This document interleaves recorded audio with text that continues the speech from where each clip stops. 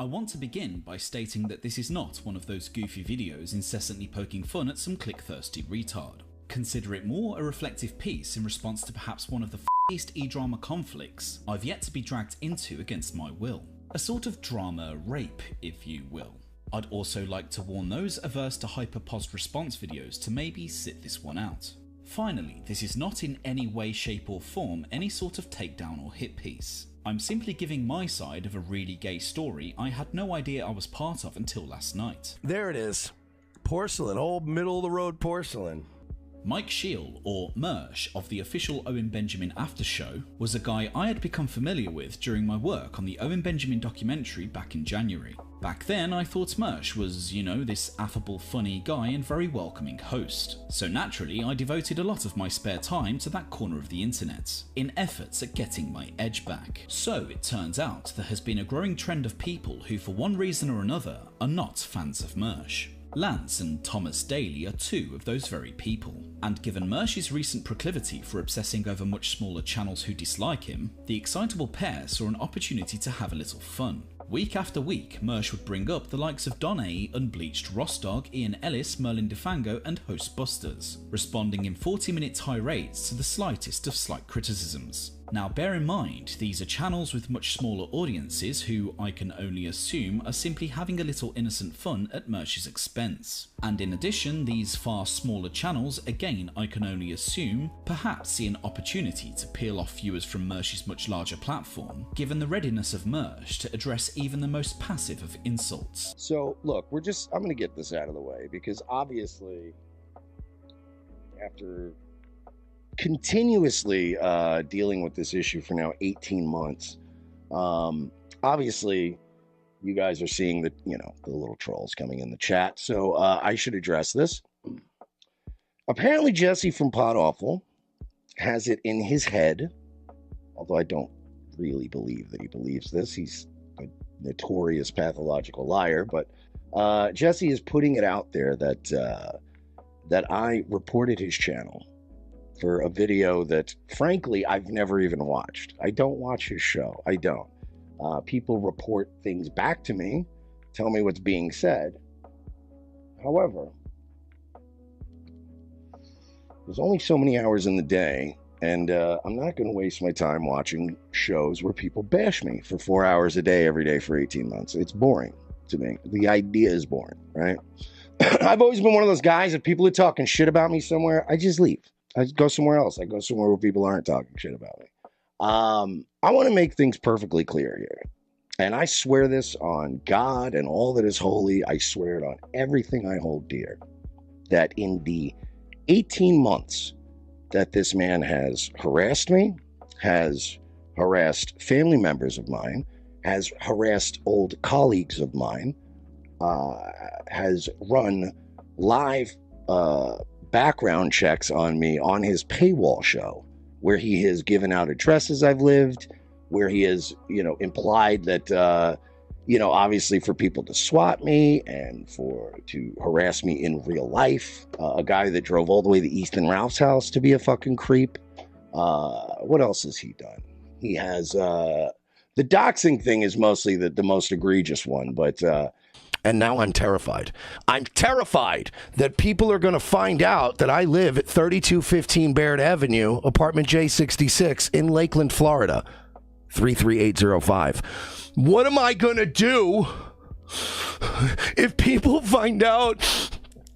The truth is that this guy has been harassing me for 18 months. And at any point, even in the doxing ones and all that shit, at any point, I could have flagged his channel. At any point. So it is extremely dishonest or stupid to believe that after 18 months of pretty much some of the worst harassment I've ever experienced in my life, an obsessive, psychotic, bizarre little bug man who has dedicated every moment of his fucking waking time on this planet into fucking with me. And in 18 months, I have never flagged him. So I ask, why would I do it now? Honestly, just ask yourself that question. And this is not to address the people that are propagating the bullshit because they're going to choose not to believe this shit. These people are now for 18 months, my hand to God, I have never, ever reported Jesse, Podawful, all the Philip Wave and the Ian Ellises and all these other guys. For 18 months, not one time have I flagged, nor have I encouraged people to flag. Any interaction I've had with people, it's always, oh, I should report him. And I go, don't report him. Reporting is gay. It's stupid, whatever. I have been taking punch after punch after punch after punch for about 18 months now. Just saying. Even off the air, I have been a fucking monk about this. I have been a saint. I have let people bash me for 18 months because I bash people for a living. It's what I do.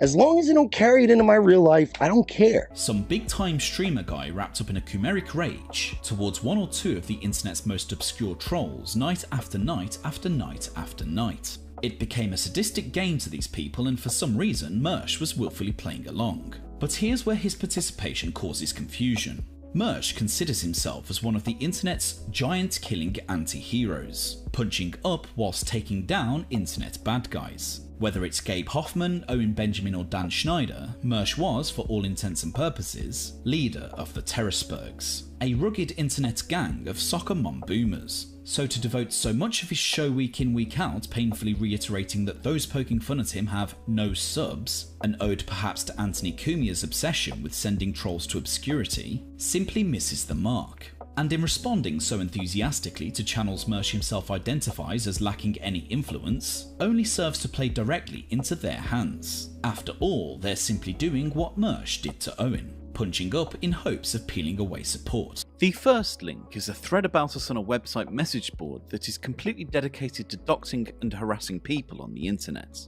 Kiwi Farms gained notoriety during the Christchurch massacre in New Zealand. The thread was originally started by a community of fans of a show called Podawful, hosted by Jesse Powell Shroud, and an English YouTuber by the name of Porsalin. In the thread, I even provided my own post showing the screenshots of them planning the thread on the website. These people are the ones behind our own doxing and publishing of our address. We have had attempts at swatting at our home as well, which you can confirm with Detective Kennedy of the Polk County Sheriff's Office here in Florida. You can contact them at... The Podawful people are truly criminal sociopaths, and rumour has it they actually had a female in their fanbase trick a mentally challenged guy into sending her provocative pictures of himself that they released publicly. They are really messed up people. This second link is to a subreddit dedicated to similar things. Doxing and general harassment to myself, as well as my family and girlfriend, all innocent people whose only sin is being involved with me. If I were a bettering man, I would put money that whoever is trying to pin Owen's incident on me is one of the frequent posters on this subreddit. I'm not very famous or well known, and there is a very short list of people who are this obsessed with me.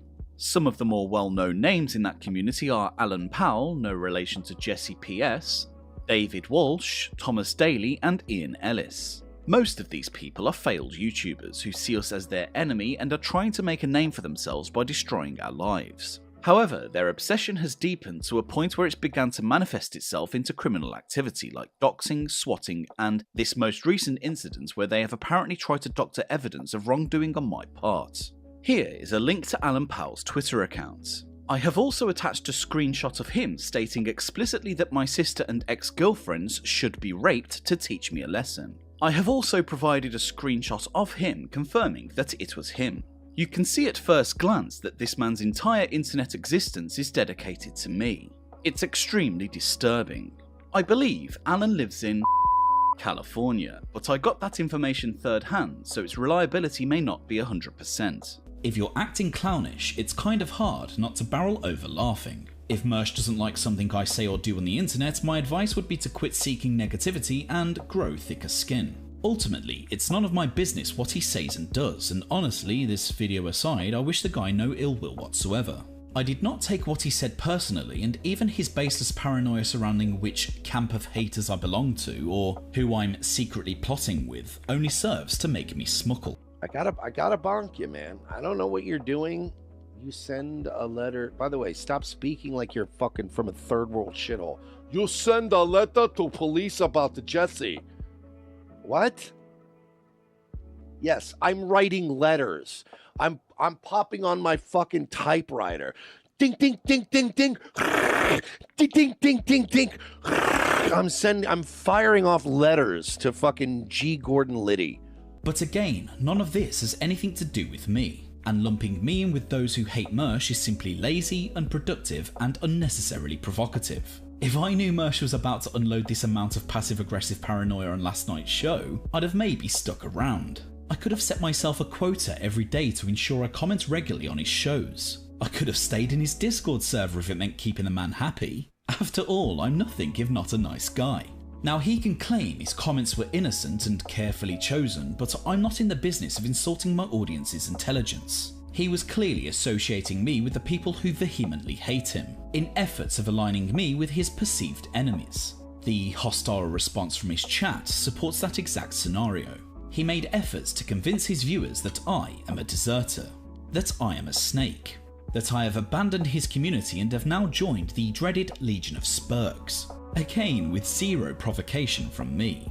You fucking... Hello, you write letter to police about the Jesse? Yeah, ding, ding, ding, ding, ding. Ding, ding, ding, ding, ding. Yeah, that's what I'm doing. I'm writing letters to the Bureau of Federal Investigations. Lying aside, it's clear what he's doing here. He doesn't want to be perceived as the bad guy and as such is frantically loading his bases. Ultimately, Mersh took each and every of his paranoid delusions directly to his show, and addressed countless falsehoods and manipulations to hundreds of his viewers. And again, it's important to reiterate I've literally not said or done a single thing to provoke such a dramatic overreaction from Mersh, although some would argue it's fairly in keeping with his recent Big Bear style antics.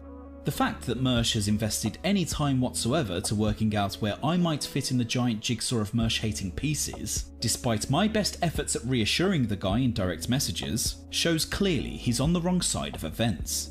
If Mersh wants to continue lifting rocks in efforts at seeking out every little thing somebody on the internet says about him, that's his obsessive prerogative. And even if he manages to find something, that doesn't mean there's some hateful conspiracy against him. In fact, it's far more likely people are simply having fun watching some guy frantically lift rocks. The longer Mersh sees this as some sort of hive-minded conspiracy where camps of naysayers are getting together to hurt him and his brand, the further away from reality he drifts. He said that I am very clearly on the side of people who are slandering me. So here's my final message to Mersh. Just try and imagine, if you will, Owen Benjamin saying those exact words. Fits pretty well, doesn't it?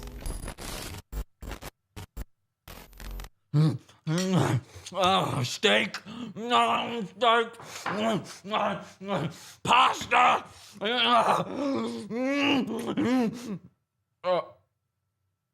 Oh God.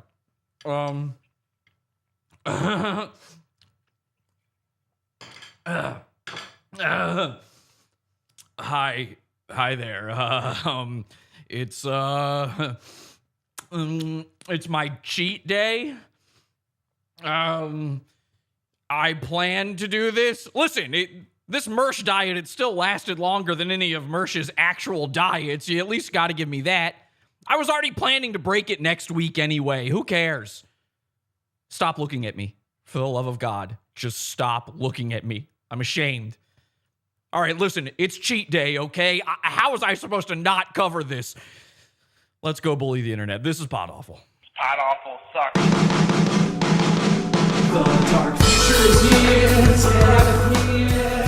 The internet is screwed. From the space on the moon, Jesse bullies the goons. Pod Awful's watching you. La la la la la la la la la la la la la la la la la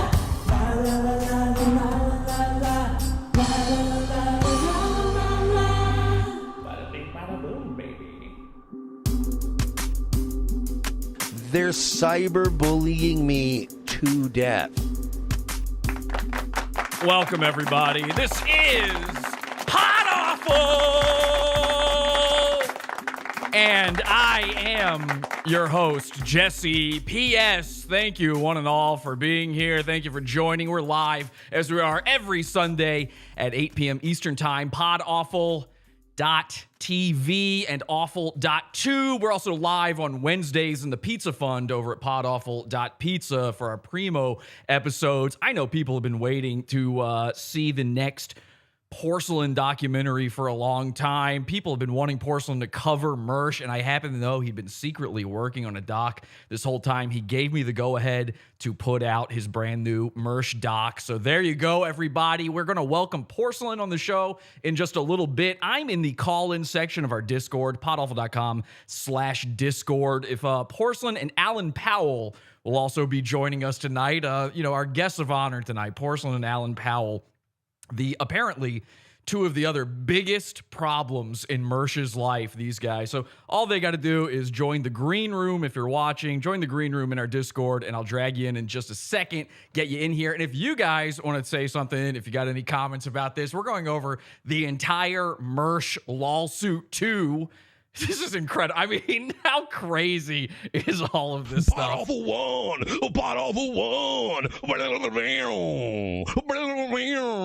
If you've got any comments on it, you can join our Discord and jump in the green room. I'll bring you in later in the show, and we'll let everybody have their piece. But we're going to go into this bit by bit. I absolutely was planning to keep my diet.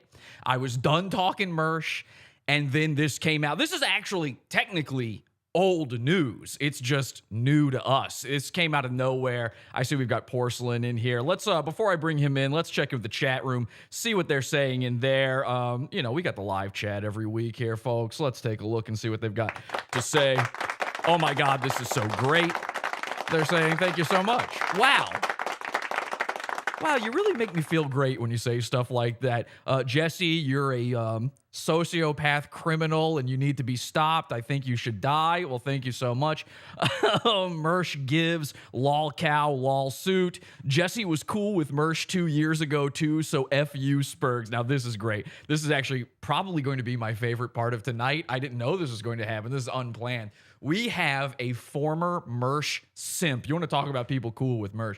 We have a former Mersh simp in the chat room who, through the entire Porsalin doc, has been going, you guys need to stop covering fat lol cows and you need to rescue children. Because that's my job. Yeah, okay, I'll get right on that. Bex. This girl, Bex, she's a nightmare. Man, the Pod Off Their show tonight is going to be awesome. Okay, I'm going to be reading some hate mail in the Pod Off Their show tonight, and I think we need to get into this Bex woman. Hey, Bex, listen, I know it's tough. You work really hard at your 40-hour-a-week sales job, saving children, I'm sure. I'm sure all of those, lotions you sell to grandmas over the phone are really rescuing these kids. But my job is being retarded on the internet, so maybe you get paid to be that too. If so, you deserve a raise. Congratulations, Bex, everybody in the chat room. This bitch. This is a woman who used to watch every ROT. Every one of ROTC's listeners, Revenge of the Sis, Mersh. You guys know Mersh? Have you guys heard of Mersh? Porsalin, I'm going to bring you in just a second. I swear to God. But in case anybody doesn't know Mersh, I'll give you here's a little taste of Mersh. Who's the big boy with the race car chair? Sleeping on the sofa and losing his hair, he destroys the cougars with his devastating wit, but the only hole he's getting is the Starlight pit. By his own admission, he's a gay vampire. He crushes up the bones and snorts them to get higher. His eyes are crossed, like, what? Yeah, he's short and squat and he spoks out a lot. Hollywood Mersh. All right, that tells you pretty much everything you need to know about him. And also, he tried to arrest the internet for making fun of him. But he is not a lol cow. I need to repeat. This is very important to know about Mersh. Mersh, by his own admission, which I didn't even know you could do that. Mersh is not a lol cow. He swore hand on Bible, one finger just slightly off of the Bible, but the rest of the hand was kind of touching the withered hand on Bible. He said, I am not a lol cow. And so it's true. But despite that fact, we'll get into it. But this Bex bitch, I really like Bex because here's what she did. She used to be a Mersh simp. She'd watch every episode. All of their fans are 40 to 70-year-old women. I don't know why. Conservative 40 to 70-year-old women who still picture in their mind that they look good in a bathing suit. You know, they remember the day. And even when they did look good in a bathing suit, it was like that girl who smoked a little too much and she's an Ohio 10, which anywhere else is a 3. She's an Ohio 10. She smokes a little bit too much. And she remembers herself that way. Now she's 50 years old and she really needs Twitter to know about her conservative values. And she's out there rescuing children from John Podesta. So I guess she was drawn to Mersh ROTC because they used to pretend to be against pedos. You know, I can't talk too much about this. You guys know how Susan feels about this. But I used to engage with the paranormal. I used to be a paranormal investigator, and I used to find these people, hunt them down, and bring them to justice. And YouTube said, you're not allowed to do that. So I kind of stopped. Mersh, he used to cover this guy, Dan Schneider, and he pretends that he's the one who uncovered that Dan Schneider was a paranormal guy. And, which is incredible. Like, Royce and Mersh, they went over to 4chan and they just read 4chan on their show and said, this is our stuff. We thought of this. They went over to Kiwi Farms, ooh, irony of all ironies, and said, this is our stuff. We invented this. And Bex lapped it up like every fucking retard woman out there. She bought into it. It wasn't back then, ROTC wasn't a comedy show. It was just an alt-right hug fest, which is cool. That's a cool type of show to have. But, you know, that was the type of guy that Call me a pedophile and dox my address. Yeah, that's what he did to Dan Schneider. He called him a pedophile, and then he doxed his address. And so it brought in all these fans of theirs. And I guess Bex is one of those people. And then one day, I guess Bex wasn't kicking up the checks to Mersh often enough. You know, she wasn't getting affected often enough to Mersh. So he started talking shit about her. And she decided in that moment that she was no longer a fan of ROTC. She's now a fan of Pod Awful.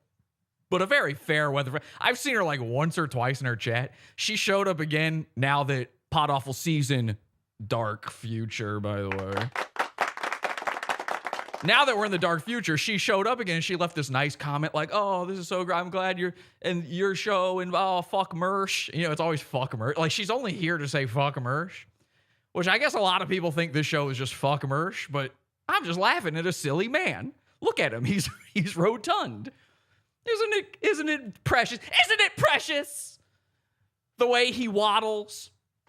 And then the second it's not about her, she's like, fuck this. It's psycho. So to be honest, Bex, if anything, you're putting me on the side of Mersh. And she says that, you know, there's some people that say, you used to be a mod for Mersh. You were best friends with him. I don't know if you've ever looked in any of the Mersh effectors or Mersh's chat room. Anybody with even the slightest name is given a wrench. I don't get to get rid of it. He gives you a wrench, and then you're like, okay, do you think I was sitting there moderating for him? I'll tell you what I did. And this is true. This is even before I met up with Mersh in New York. I would just time out his most active, probably Bex herself. I would time people out in his chat room all the time and just not say anything. And everybody assumed I was doing a good job moderating back then because back then I was more famous, E-famous. I was an E-celeb compared to Mersh. So they were like, well, Jesse must have done the right thing. Meanwhile, I was really using that wrench to just get rid of all of his fans because they annoyed me and they're stupid.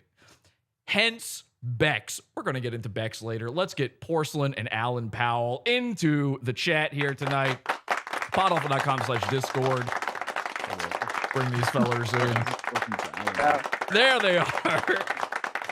Can you guys hear me?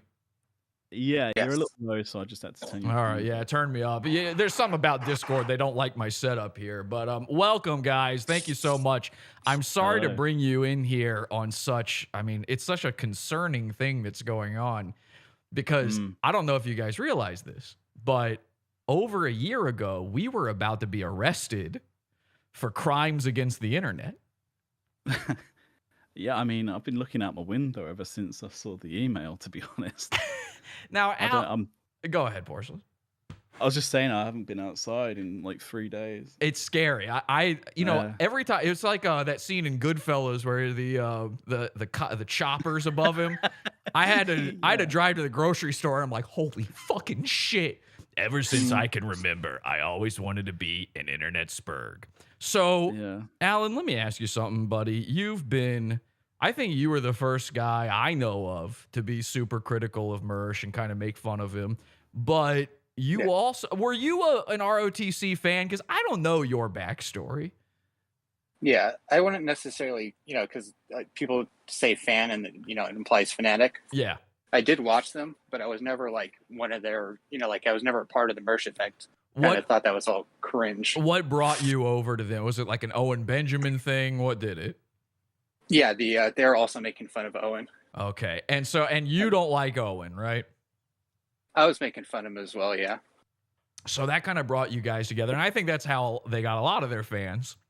Is it any surprise to you then to see that Mersh, and I think this was true over a year ago, but now I think it's more confirmed than ever. Either of you can answer this. Is it any surprise that Mersh has fully become Owen Benjamin?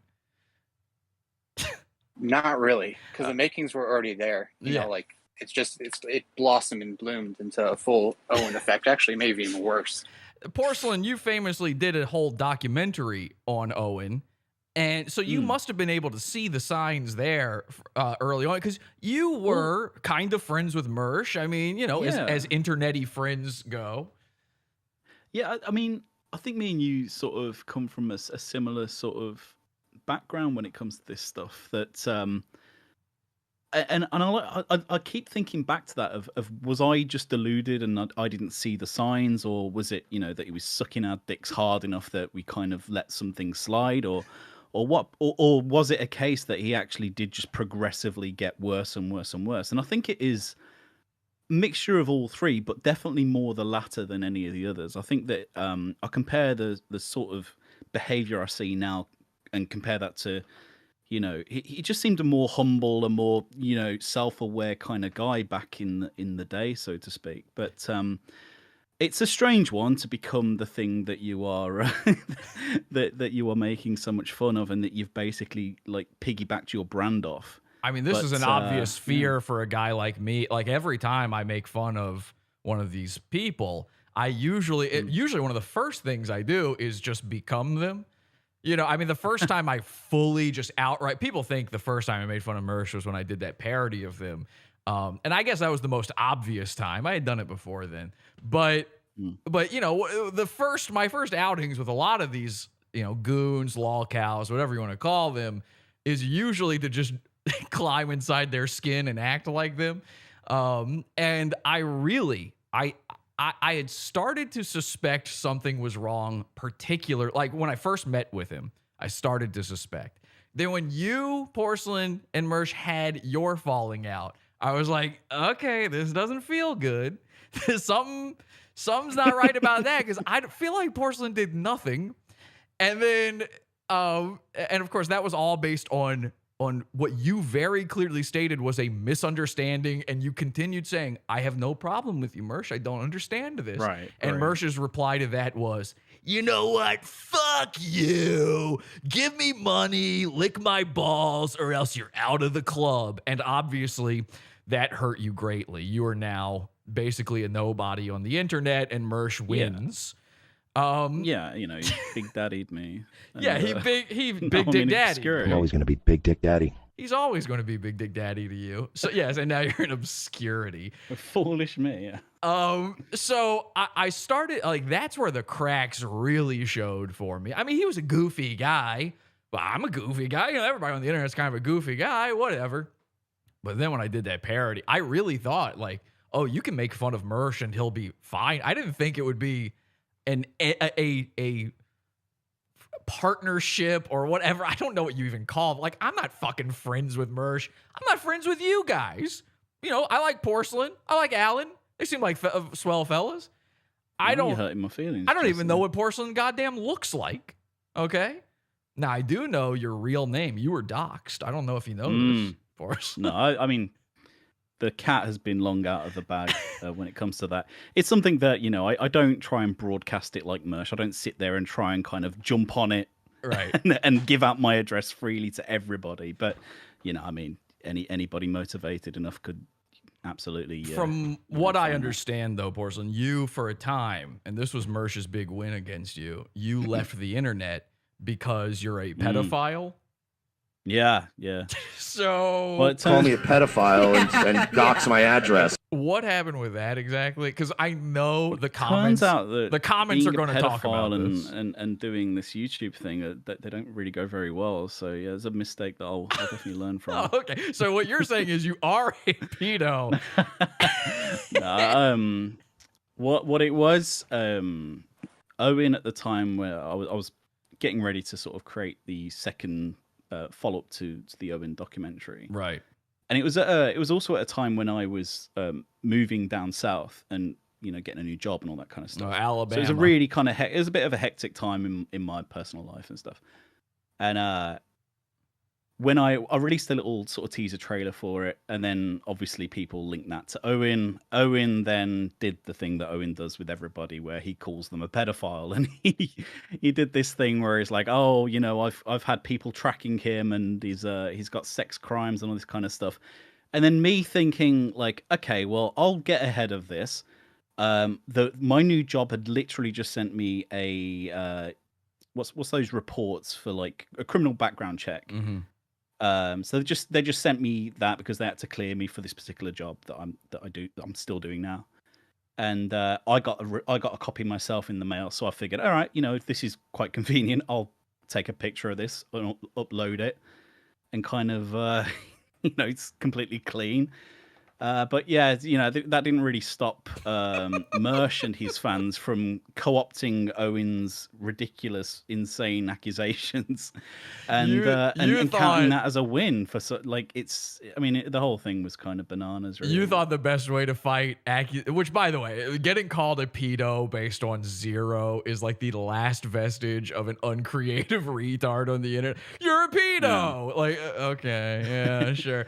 I didn't know. I think he specifically called me a convicted rapist. Oh, I don't know if he actually said pedo. Somehow that's been warped. Rapist. I only even ask you this because I know the comments are going to say it, but somehow it's been warped. I every time I bring you up or you're on the show or something, somebody says like, what happened with Porsalin? They always ask me like, let's be clear, and Alan, jump in on this. We don't talk to each other. We're not friends. We're not hanging out. We're not going to a bar. You know, occasionally I shoot a message to one of these guys and say, hey, how about this for a bit on a show? They might say something to me, you know, whatever. I might get a question. We're not sitting around trading war stories or anything. I don't know about Porsalin's life in any way. Now, Alan... You and I know each other very closely because we are related. Yeah.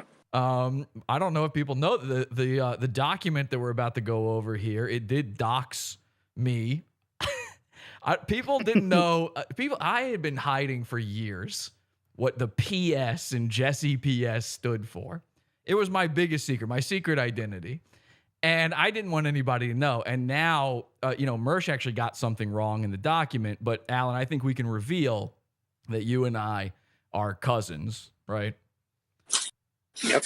And I will see you at the next family reunion where we will plan the demise of Mersh. We have weaponry that we've been getting together. We plan to kill him. Is that right? Yep, like full criminal sociopath. Full criminal sociopath stuff. He is going to die by our hands. We're going to cut off his face. We're going to lick the inside of it. We're going to clean the blood out of it with our tongues. And of course, just to be clear, I'm only saying this because I want to note before we get into this letter that he sent, that one person was not included. It seems like maybe they should have been in this document. I haven't seen anybody else point this out yet. But you guys heard of Red Bar? Yes.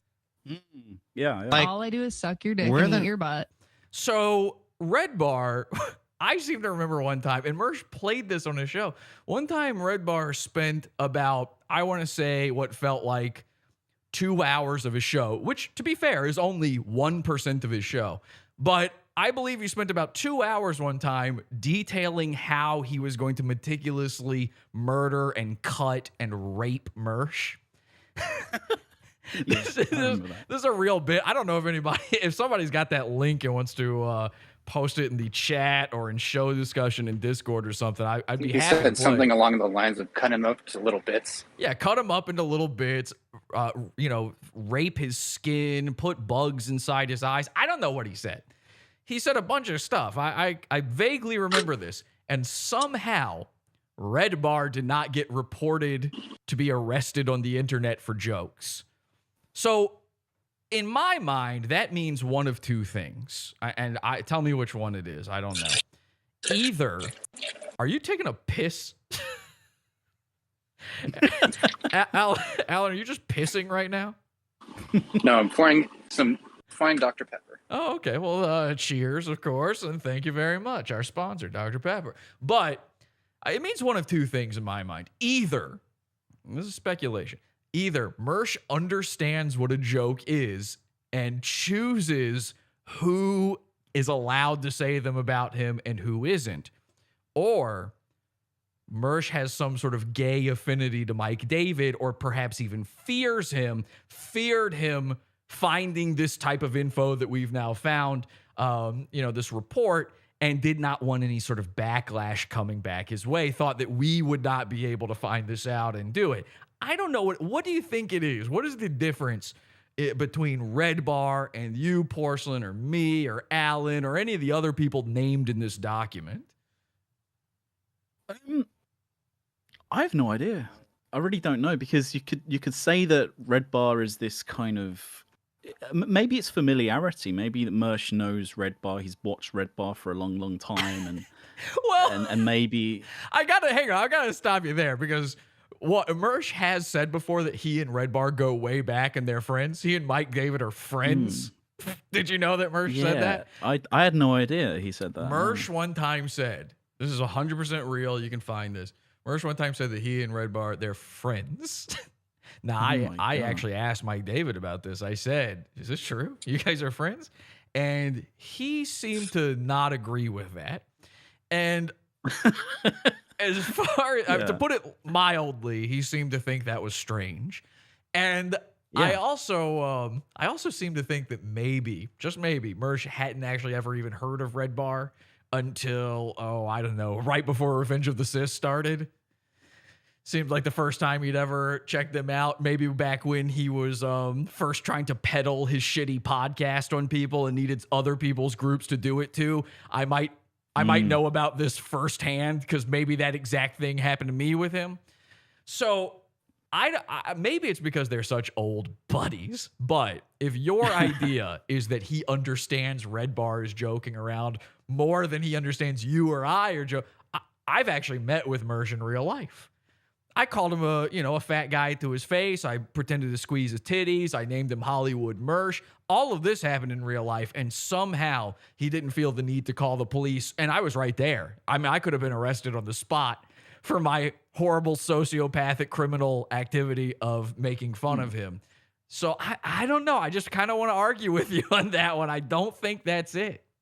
No, I mean, you could be right. I've absolutely no idea. Okay. It seems like a complete conflict. It seems like there's preferential treatment there. Yeah, I don't know. Some level of preferential treatment for sure. I'm not sure what it is. All right, so I tell you what I think it is, actually. Okay. I think it's that with me and you in particular, there's a level of betrayal and a level of personal animosity there that doesn't necessarily exist with Red Bar. I think Red Bar, he's never really gotten close with Mersh. They've never really been in cahoots. And I think with me and you, that adds a bit of spice to it. Maybe that's not it, but maybe it adds a little bit to it, perhaps. I actually think you might be 100% right with that. There was always that sting of betrayal when it came to you and I. And Alan, I'm sure, he's seen it with you as well. I don't know about some of these other people in this message, but I think maybe he just wanted to punish them for going against the big dick night daddy. But I'm Yeah, I remember pretty sure. all Thomas Daly did was stream about 4 times, repeating that Mersh is a pedophile over and over again. That was literally the content. Okay, well, and again, you know my opinion on that. So let's take a look at this. This again, I have to be clear. This is from April 4th, 2020. So we're just now finding out about this. This is the hot off the presses. I don't know. Do we know what the story is? Like, why did this get found? What is this? I think. Sorry, Alan. Do you want to jump ahead? Go ahead. Well, I spoke to the douche nozzle guy on Reddit, and just to be clear, you're not passing judgment. That's his name on Reddit. I'm sure he's a great guy. Seems fine. Yeah, that wasn't descriptive. No, that was his name. Yeah.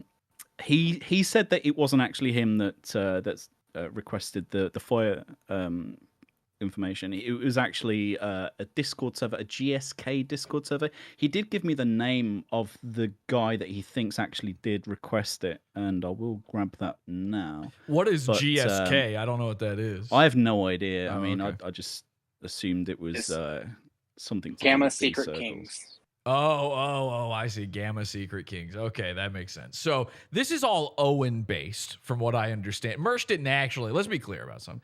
Mersh did not actually just contact the police on his own. This has to do with Owen Benjamin and Owen Benjamin contacting the police. Owen Benjamin went to the police about being harassed, right, Alan? So you probably know a little bit more about this. Let me just say, as far as we can tell, and you can FOIA request this too if you don't believe. If you're Arnold Nicotina, who's sitting there going, "My God, Mersh, I can't believe it. I've given you too much money to believe you would do something this gay." If you're sitting there, poor Findom Arnold Nicotina. Poor this idiot, this dirty-faced retard has been sitting there kicking up the bucks just like he's told to, being a good spurg. And now he sees this. And I've even seen there's Mersh guys in the chat room right now, okay? Former Mersh guys, current Mersh guys. There's people in there who are seeing this and will be coming up with, Porsalin, I think you tried to preempt this yourself. They're going to come up with every excuse as to why this is either not real or okay. And I want you to please make those excuses. I'm begging you to. Arnold Nicotina on Twitter for the past few days now has been absolutely 100% denying that this is real. He says, I made this up. Maybe Alan is behind this. He got confused that we had somebody in my Discord that wasn't Alan, that wasn't Porsalin. I can tell you the guy's name in Discord. His name is SCIAL. That's Steven Crowder is a liar. That's his name in Discord.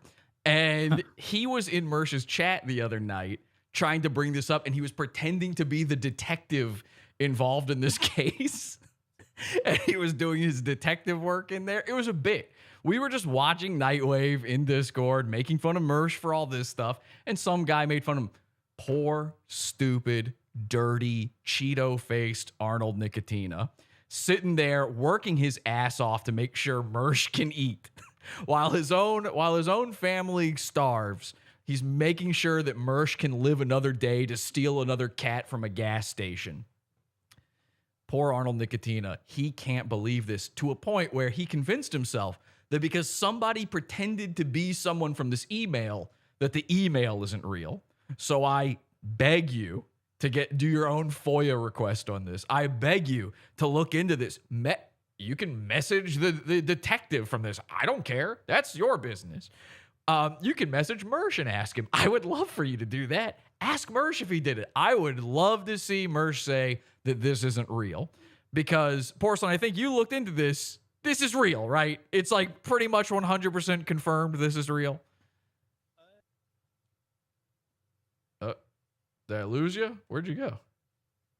Alan, are you still there? There I am. Okay, Sorry, there yeah. Okay. I gave my XLL code a bit of a wiggle there. Yeah, I'm 100%.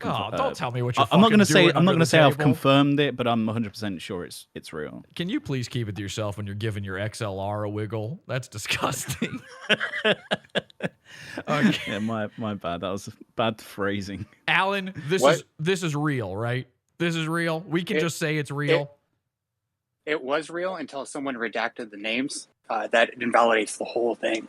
Yeah, that's true. Yeah. Yeah. The funny thing is about that. Just to jump in, okay. I don't know if you're probably about. I'm probably about to like completely jump in and ruin what you're about to say, but Go ahead. I mean that was actually Douche Nozzle that redacted everything. Right. He did it because you can't post this stuff on Reddit without doing it. Yeah. This wasn't redacted at any of that. We didn't know this existed. Like Porsalin and I think Alan all learned about this about the same minute. Or one of you guys, I think, posted it in my Discord. And then I didn't know about it. Like, this wasn't done at our behest, at anybody in the thing's behest. This wasn't done in the original document is uncensored. He had to censor it to post it to Reddit because otherwise you can be banned from Reddit for doxing people, even though most of this stuff is not dox. I don't think any of it is, to be honest. A detective's phone number or email is not, that's not private information. They're detective. Names are not doxing. Like, I'm sure Porsalin doesn't want his name out there, but technically speaking, it ain't doxing. No. So yeah, we don't, that's the only reason that this is redacted in any way. All right. So this is April 4th, 2020, which is my favorite part of this, I think, is this is a couple of months. Like, when did I make fun of Mersh the first time? November, I think. So November, December, January, February, March, April. So 5 months into making fun of Mersh, here's what I had made fun of thus far that he is now wanting us to be arrested over. I did a parody of him. I made fun of the Matt Christensen episode that everybody said was bad. His whole audience said that was terrible. They took the L on that one. I made fun of an appearance that he and Royce did on Gas Digital, and I did a blackface version of ROTC. That's it. In fact, in that time, in that 5 months, I even had a day, and people hated me for this, where I said, don't make fun of ROTC because one of Mersh's friends had died. I said, we're going to give him 24 hours, no bullying. That's it. So all of the stuff that, at least as far as Pod Awful goes, that people think of as being like me bullying Mersh, hadn't happened yet. Mersh was so hurt by the parody. He was so hurt by the Matt Christensen thing. He was so hurt by me revealing that Royce bought Twitter subscribers. And he was so hurt by me pretending to be a black version of him. Because, which, by the way, is the worst thing you can do to a wigger, is to act as though he is not already black. As if the parody is being a black version. No. Mersh is black. He's in The Wire. So all of this stuff is before any of this is before triangle penis. This is before, oh my God, I have bonitis. It's before any of the bones stuff. It's before him wanting to literally kill me. I'm going to literally kill you. It's before all of that. It's before Andy Worski gets involved. It's before any of his huge embarrassments on the Kill stream or Bake the Last. Any of this stuff. April 4th, 2020. Just setting the scene. Let's take a look. Records, can you attach the email? So here's an email from Mersh. It says, the first link is a thread about us on a website message board that is completely dedicated to doxing and harassing people on the internet. This line kills me. Kiwi Farms gained notoriety during the Christchurch massacre in New Zealand. So right off the bat. Unbelievable. It's shameless. It is so shameless what he's doing right off the bat. And this is, by the way, I know this behavior all too well because this is lawsuit behavior. This is exactly what Maddox did to Dick Masterson, which I always said, what he did was the stupidest thing. That lawsuit was so dumb. And yes, I was involved with it. But for a personal reason, I wanted to shit on Asterios Kokonos, who basically is the guy who led to my Patreon being taken down, him and Dick. So fuck Dick, fuck Asterios. I got involved with that whole thing. But I always said from the beginning, Maddox, I said it to Maddox, you can't have people sued because they said you're silly or bald on the internet. And Maddox would do this thing where he would take like these tiny little inferences or these little connections that come out of nowhere that don't really apply, and he would try to bolster his case by using them. Mersh loves this fucking method. Anytime you've seen Mersh list the things, that video I played at the beginning, when Mersh is listing all the stuff that I've done to him, he included in that me going to Ethan Ralph's house. That doesn't have anything to do with you, Mersh. How does me going to Ethan Ralph's house affect you? But he needed an extra thing. I've never done that to Mersh. So instead, I did it to Ethan Ralph, and thus Mersh he's got damages. He needs money. He needs me to be swatted. And just to be clear, Alan, have you ever had Mersh or Royce swatted? No, I've never even called. Why would I contact law enforcement against them? I see them as locals. I don't want to ruin that. Exactly. And Porsalin, I really doubt you would do. I mean, Alan is a deranged psychopath. This guy, maybe he would. But Porsalin, I feel like you're probably not figuring out a way to contact American police about these people. Well, not yet, but I mean... We're getting there. It might have to happen.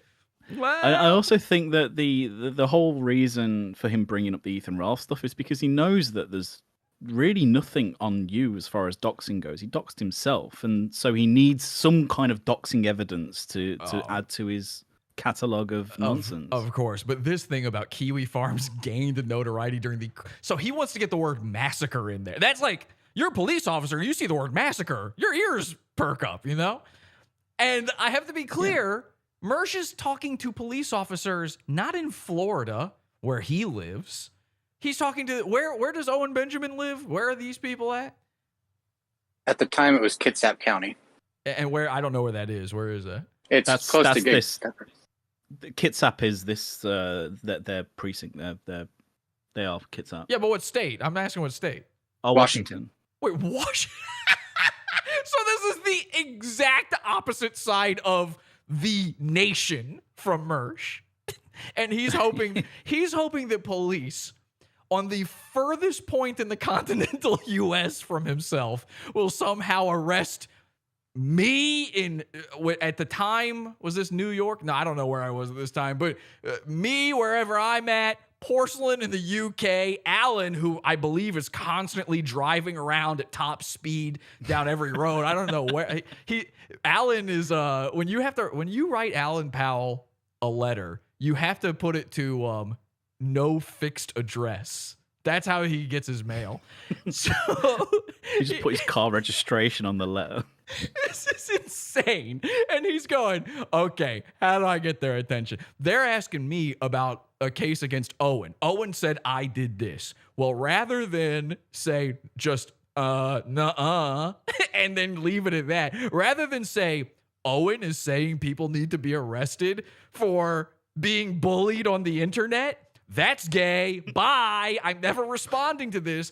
Instead, Mersh looked at the email he got from the detective and went, I need to become Owen Benjamin. What if I do? Here's a great idea. Mersh took a big swig of turpentine and went, let's see where this goes. And he rubbed his hands together, and he probably already was doing that, Mersh. And he just went for it. And he said, okay, I need something. What will get their attention? Oh, I know. A mass shooting, a hate crime.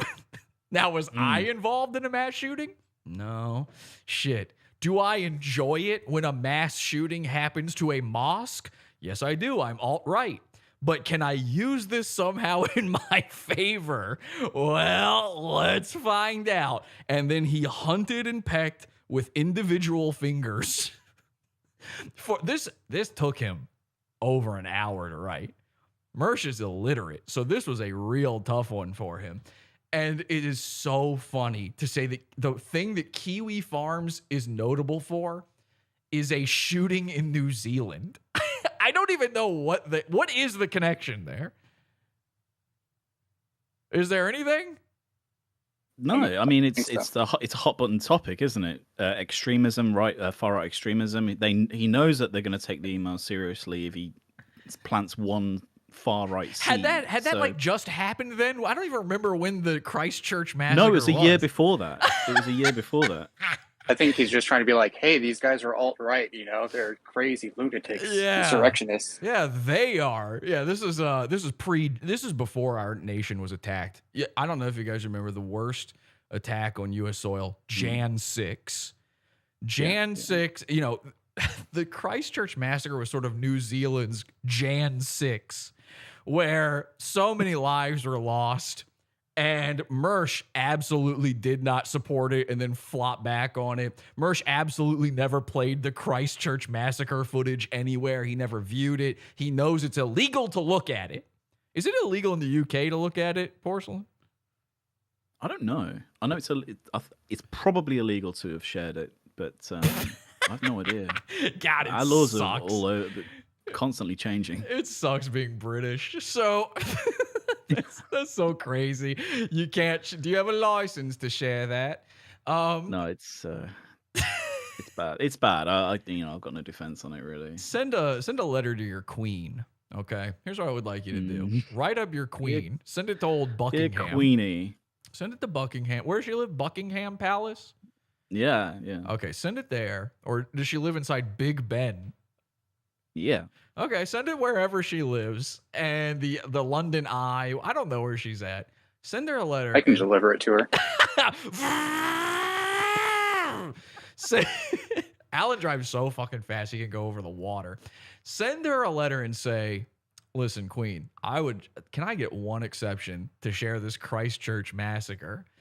And what I'd like you to do is just send it to the detectives that Mersh sent this email to and say, here's proof that I harassed Mersh. Maybe edit here's the smoking gun.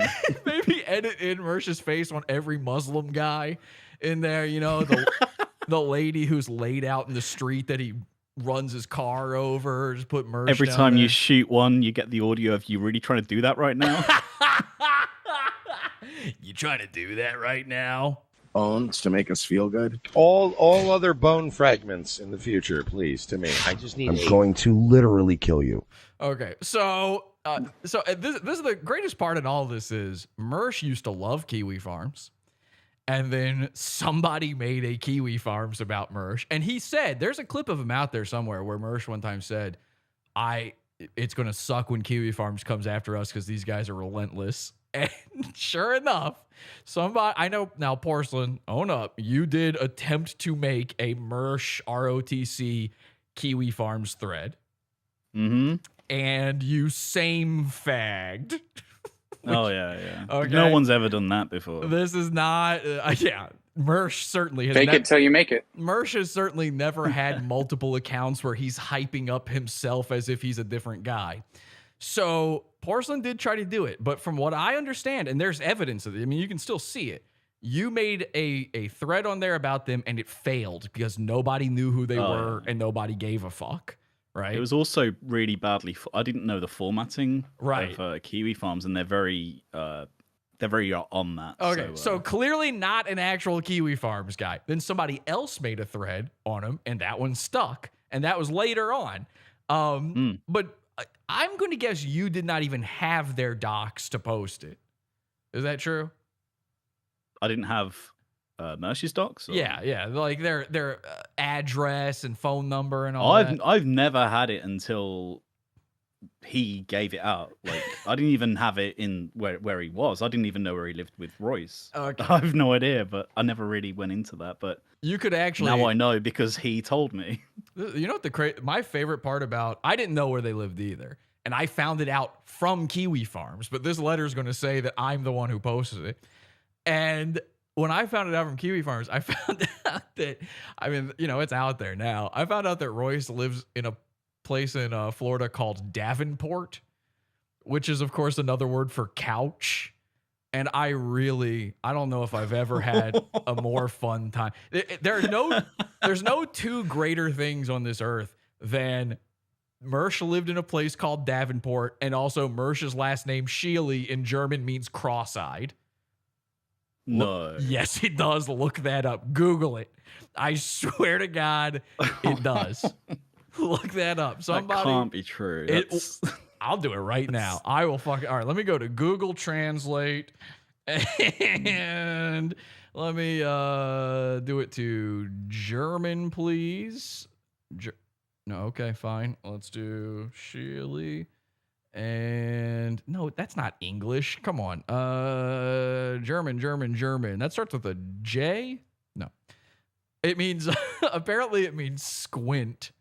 Is what this is. I mean, saying. anything eye related. Anything eye winner, related. Oh, no, it says squint or to be cross-eyed. It says it right here. I'll show it to you. Here you go. Look at this. This is 100% real. Folks, try it at home. Do whatever you want to do here. Here it is. Sheely. It says squint over there. But then if you scroll down, it says be cross-eyed. It's Sheelin. So Sheely is That's close cross-eyed. enough. It's close enough. That's horseshoes, baby. All right, so let's keep going with this thing. And so now Mersh has been talked about by Josh Moon from Kiwi Farms. People want me to bring this up. I haven't actually watched it, but he on his show Mad at the Internet, which is a really cool name for his show. Josh Moon, the owner of Kiwi Farms, finally talked about Mersh. So technically speaking, I didn't need anybody to tell me. When I officially declared Mersh as a lol cow of the internet, not just a goon of this show, but a lol cow, I didn't need somebody else to plant the crown on his head. But for those of you out there who care, and I saw a post on the Kiwi Farms thread for Mersh saying that I must be tagging Kiwi Farms in my tweets because I want to be noticed by Josh Moon. I tagged him because I thought he'd be interested in seeing this. I don't give a shit.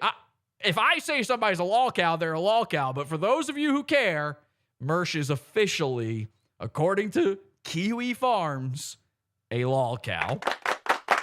It's done. Congrats. I got excited, very excited to see all of this. So this is, a banner day for us. Somebody said Mersh is now a blue ribbon cow. Let's take a look. It says, the thread was originally started by a community of fans of a show called Pod Awful, baby. I'm Tom Gully, and you're watching Is This Live, the show on the Pod Awful TV network, podawful.pizza. Hosted by Jesse, and this is what the cool thing about this is, everybody who's been reading this on their own shows, who's that guy, lisping guy, chimpanzee? He streams in a closet. What's his name? What's that guy's name? The Goku something. Goku 78 or whatever his name is. He was reading this. Josh Moon was reading this. They said they had to say Jesse PS because of the way that my name is blacked out here. I just want to be clear about this. My name ain't secret. It's never been secret. I have a level. There's a shirt I sell that says my last name is Powell Stroud. That's a difficult last name. It is gay and hyphenated. I honestly should have aborted my own mother for hyphenating my last name, because that's what you do if you're born in Brooklyn. If you've got, I don't even know I have no clue why my parents did that. It's an unwieldy last name. And so I just started saying PS because no one ever understood it when I said Powell Stroud. I sell a shirt that says Stroud Boys on it. It ain't a secret. But there's people out there now who think, finally, we've got his docs. It's been out there. I'm not Mersh. I didn't ever feel the need to come on here and go, actually, you can go to 3215 Baird Avenue. Come to my house and see if I care, after spending 18 months. Say it with me, everybody. 18 months complaining about being doxxed to then just dox yourself online. I never really cared about this, but I do want to get into a little bit of hate mail. This is something we're going to be doing on the show now. I realized at a certain point that that I'm trying to make people mad on the internet. So I should probably on the show go over when I do. Somebody left me and I'm sure this has happened, Porsalin, to you before. Alan, you just go by your name. You don't give a fuck. Did you ever go by a fake name? No, sometimes I'll add things on TN just to mess with someone that's already a YouTuber. Yeah. I always stick to my real name. Alan's YouTube name is always changing. It's psycho. But he's one of these criminal sociopaths. This guy can't be trusted. Alan Powell he's got an arsenal, and I believe he keeps it in. I think he's got twisted metal car where machine guns pop up from the hood and stuff. It's terrifying what he's up to. I got this hate mail in a YouTube comment section that had nothing to do with any of this. I just left it, I put a comment up there saying, here's how you subscribe to the Pizza Fund. And a guy left a comment saying, Jesse Powell Stroud. And I was very confused by that. I was like, well, yes, indeed, I am. Hello. So I said, what? And this guy said, thank Kyle. And I had to figure out what that meant. I was like, Kyle, who is that? It turns out it's this guy, Chimpanzee, who I think what he does is when his wife is like taking care of their children, he gets drunk in a closet and he accidentally turns on his camera, and then people like this dude, Troy Farrington. Congratulations, Troy, you're on the show. People like this guy, Troy Farrington, they watch him slobber over a microphone. And so it's like a show where a guy, I'm not exactly sure what the point of it is. All right, let's say Howard Stern. Have you guys heard of him? I'm familiar. Okay. So he used to be a guy. Never heard of him. He used to be a guy on the radio, apparently. And then occasionally, somehow, he still gets written about in a thing, even though you've never heard a radio show by him in the past 25 years. And this guy, Chimpanzee, he goes into his closet, he gets really pilled out, and then he just drools onto a microphone, and Troy thinks that's incredible. And so he says, thank Kyle. And I'm like, wait, what does that mean? So I do some investigating, and apparently Chimpanzee thought that he was doxing me. He figured out my name from this document. Because later in the document, it brings up Alan. It says Alan Powell, no relation to Jesse, and then it blanks it out, which is a really great way of hiding somebody's name to leave these clues. I like that with you, Alan, the guy who posted this was like, fuck it, it's Alan Powell, who gives a shit. He said, no, he ain't scared of none of this. So this guy, Chimpanzee, he's like, okay, we got him. Finally, I've got something on this guy, Jesse. I've been trying my hardest to form a sentence to make fun of him for months now.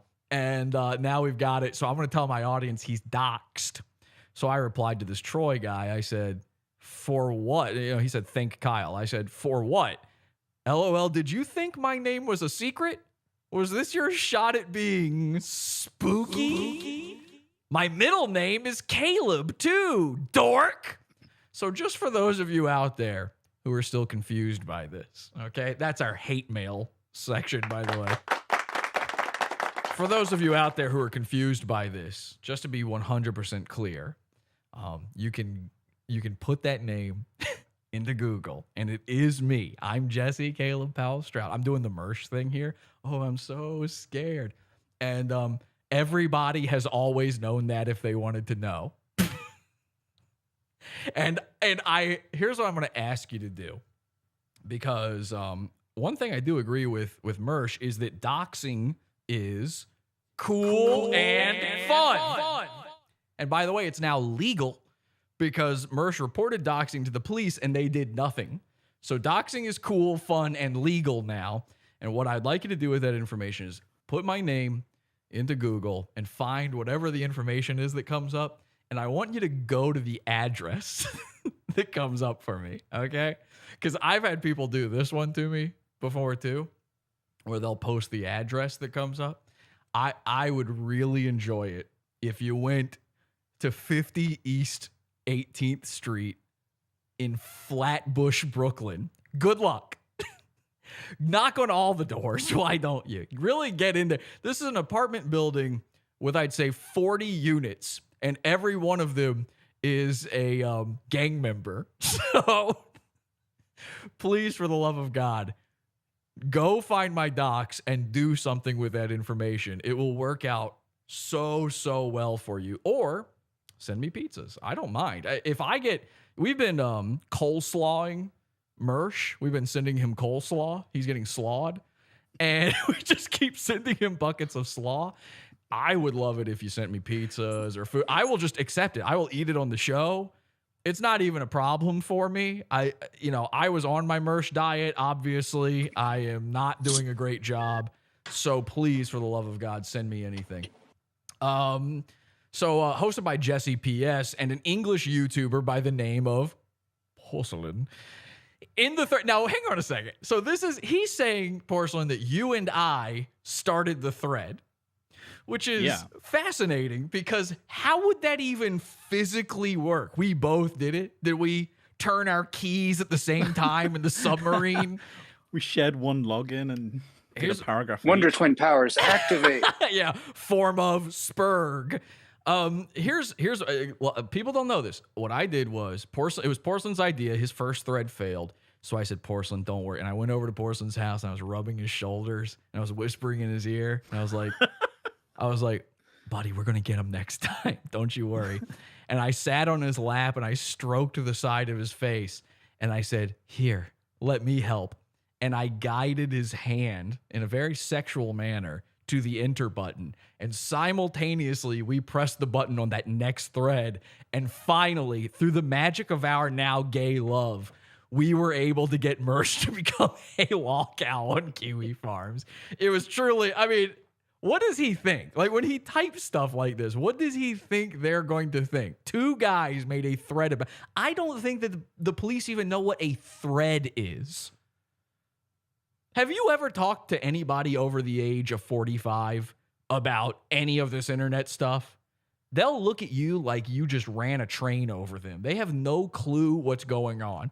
You know that. Have you seen the? Go ahead. Have you seen any of the Patrick Tomlinson court YouTube streams? I have seen that. Catch people up what that is, because it's pretty involved. But give them like a basic explainer. Yeah, it doesn't matter necessarily what it is. It's an author who is doing what Mersh is doing. Basically, he's kind of suing the internet. Huge lolcow in the O&A community. So for Mersh to seem like this guy is very embarrassing for Mersh because Mersh wants to be Anthony so bad, and yet he's Opie. He's Opiate and Anthony. So this is like the worst guy he could get compared to. But it's that his lawyer is having to sort of get himself versed in this in all of the doxing and internet and all. Just basically, both Patrick's lawyer and the judge are totally and utterly confused by everything. They have no idea what any of it means.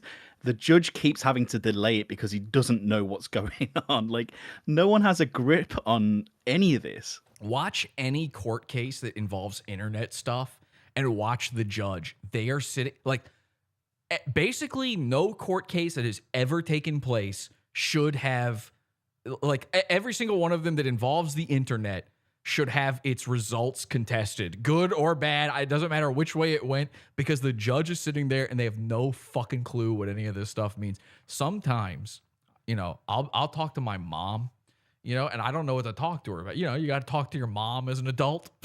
You got to let her know how your life is going and stuff, and she wants to know about you. She wants you to give her a phone. Give your mom a phone call, guys. Come on, Alan, for the love of God. Is your mom alive? I think so. Okay. Yeah, give her a phone call, for the love of Christ, because she's worried about you, buddy. She should be. It's scary. If she ever found out what the internet was, it would terrify her what you're up to. But you're a deranged murderer. But occasionally I'll be like, okay, I got to talk to my mom. And it's like, what do you talk to her about? And she knows who Mersh is. Yeah, I like to tell her, like, yeah, he thinks I live with you and stuff. His new thing is he heard from Millhip that I live with my parents, and because he's so bad at jokes and so bad at being made fun of on the internet that he's now using Millhip bits to defend himself. So she knows who he is. I'll be like, yeah, you know that guy Mersh? And she's like, yeah. And she always looks like she feels so bad for these people. Because she knows why. She remembers me as a kid when I would, say, I would pick on people and I would say the meanest thing possible. So she knows they're walking home crying, just like they did off of the bus. And I would tell her, like, oh, this is what's going on with Mersh. Kiwi Farm. You try to tell a mom what Kiwi Farms is. And this detective is a mom. It's a lady. Her name's Tiffany, for crying out loud. Okay, she's got 3 kids at home that her stay-at-home dad is having to take care of. This lady doesn't know what a Kiwi Farms is. It's like that first time they made a movie and it was the train coming at the camera and everybody jumped out of the way. That's the internet to old people. So he says, in this thread, I even provided my own post showing screenshots of them planning the thread on the website. So is he talking about when he showed up to the Kiwi Farms post? Is that what that means? I think so. I have no idea. I think it is. He's saying, in this thread, I even provided my own post showing screenshots of them planning the thread on the website. So in the thread. So this is when he's actually, he's talking about when he did the one rule you're not allowed to break, which is if you're the lol cow, you can't show up to your own thread. You're not allowed to post on your own thing or else you're gay. And Mersh showed up within 3 pages of his thread. In fact, there it is. It says page 3 right there. Page 3. So this is back when there were only 3 pages. There's 80 now. And he showed up, and of course he did, and he tried to defend himself, and then he showed up under alt accounts, and then he sent his capos to go defend him. It's really the saddest thing ever. These people are the ones behind our own doxing and public publishing of our address. Wait a second. That's the same thing twice. These people are the ones behind our own doxing and public publishing of our address. So he uses the most internet-y version of it, which is doxing with 2 X's. And then to clear that up, but also make it sound like another crime and public publishing of our address. It's like saying, these people swatted me and then sent police over. Officer, I was raped and I was forced to have sex against my will. Please arrest him for 2 crimes.